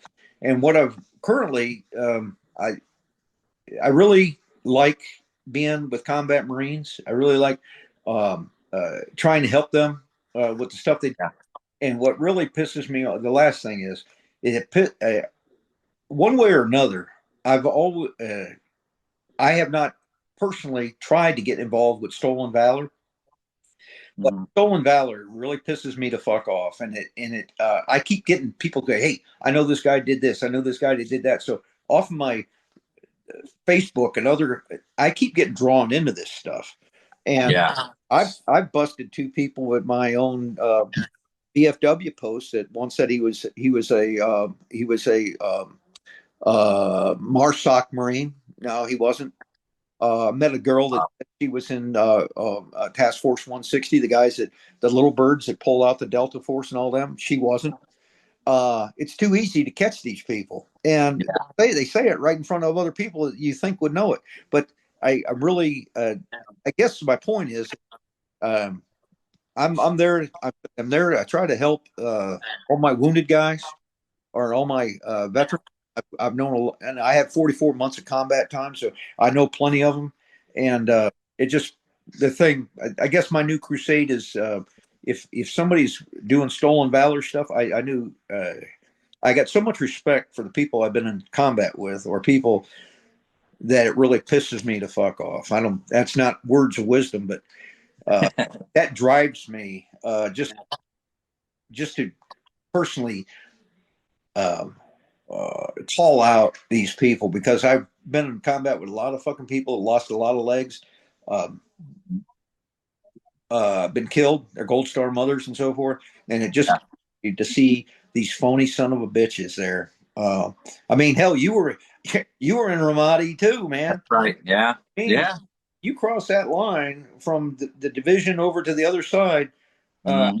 Imagine the stuff that you've seen over there. And I tell you what, there's a bunch of people there that would never man a gun. We're there for all the reasons, never went outside the camp, but I understand that you were manning machine guns and so forth over there. And if you're in Ramadi, I got a special place for you. But at the same time, um, I, can I tell you one more part of this? Yeah. Yeah. Go ahead. Go ahead. When I had 2-4, that Sergeant Major Riling that I said was under the Big Red One, we were the only infantry battalion there. He pulled out, and another guy came in. I didn't know the guy. He was on the other side of the river. They called it Camp, whatever the hell it was, on the other side of the trifecta. That we had Ramadi, Blue Diamond, and whatever that other place they called out there. And my guys, I would know that. huh? I said, you think I would know that? I cannot think of it off the top of my head. They used to call it Camp something. It was an army name for it. But some of my guys were on a raid. They were all probably been up for 2 days on a raid. They wanted to stop over to PX because we didn't have anything on our side. They went over there and they didn't have their covers on, didn't have their helmets on or cover. And this sergeant major that replaced him at the regimental level just berated him and said, "You sorry fuckers. The reason you guys have so many people killed over there is because you guys have no discipline," and so forth. My buddy, one of my weapons company guys came in and said, "Sergeant Major, this kind of happened." I'm like, "Are you?" So I got on my phone and I called over to this guy. I thought he called himself the Camp Sergeant Major. So when I called this man, I didn't realize that I was talking to the guy that actually berated my guys. I said, "Hey, you got the number for the Camp Sergeant Major?" I thought he was the Big Red One Sergeant Major. I didn't know I was talking to the same guy. And he said, "Yeah, it's me." I go, and then I realized, wow, this is the guy just berated my guys. And he kept saying to me, "Hey, I want to come patrol your guys sometime. I want to patrol your guys." And I lit into him like and my guy was just did it. And I said, "Hey man, if you ever come here, I'll probably if my men know who you are, they'll probably shoot you. If not, I'll shoot you. You are not coming across that river. And if I ever see your fucking ass, I'll fucking kill your ass." And probably shouldn't have said it, but that word got out from that lance corporal to the rest of the battalion, and it really made me for these guys that that you're in gunfights with. I guess that's another point, that your reputation, sticking up for these guys, means a lot to me. Yeah, very true. You know, I guarantee you that every Marine that served under you, like you jumped from already being up here, you went even higher at that point in time. You know, I love those bastards. So I try to help them, but a lot of them are a lot of them have hell. I think more of them have killed themselves after we got out. And some of them just recently, one of my guys, one of the happiest go lucky guys, smoked himself here, 3 years ago. I don't understand it, but I try I can help these guys, Yeah, absolutely. You know, that's something that I talk about after each podcast. That's part of my outro is I talk about veteran suicide and, you know, try to figure out or give everybody the VA numbers, stuff like that at the end. But, you know, and that's one of the things that every single podcast that I do, very important to me. There's way too many. It's happening way too often. And we got to figure out a way to help out with it somehow, some way, you know? Yeah. Yeah. Well, I want to thank you for coming on and sharing your story, incredible story. And I'm humbled that I got to sit here and listen to it. So thanks for doing this. Thank you for like I said, I've only done one podcast thing to somebody, and I really don't like them because people talk about themselves and nobody says, "Hey, here's the other part of this bullshit story Booker's telling you." So there's nobody saying, "Oh, I can tell you the." But I appreciate. I like this one. It was very good. I appreciate everything you're doing, and thanks for having me in. Yeah, absolutely. Well, let me do my outro here. To all the veterans out there, if you're struggling, you need help, anything like that, don't forget the VA has great resources. You can dial 988, press option 1. You can always text 838-255, or you can go to veteranscrisisline.net and click on the chat icon. Any of those options will put you in contact with somebody that can help you out. But remember, one veteran life lost is one too many. I care about you. I know Jim cares about you. The whole veteran community cares about you. So please reach out for help. And if you're out there, you're not struggling, reach out to the buddies you served with. Ask them how they're doing. And if they need that helping hand, please give them that helping hand. All right, Sergeant Major, thank you. I appreciate you. To all the listeners, stay motivated. Change your socks.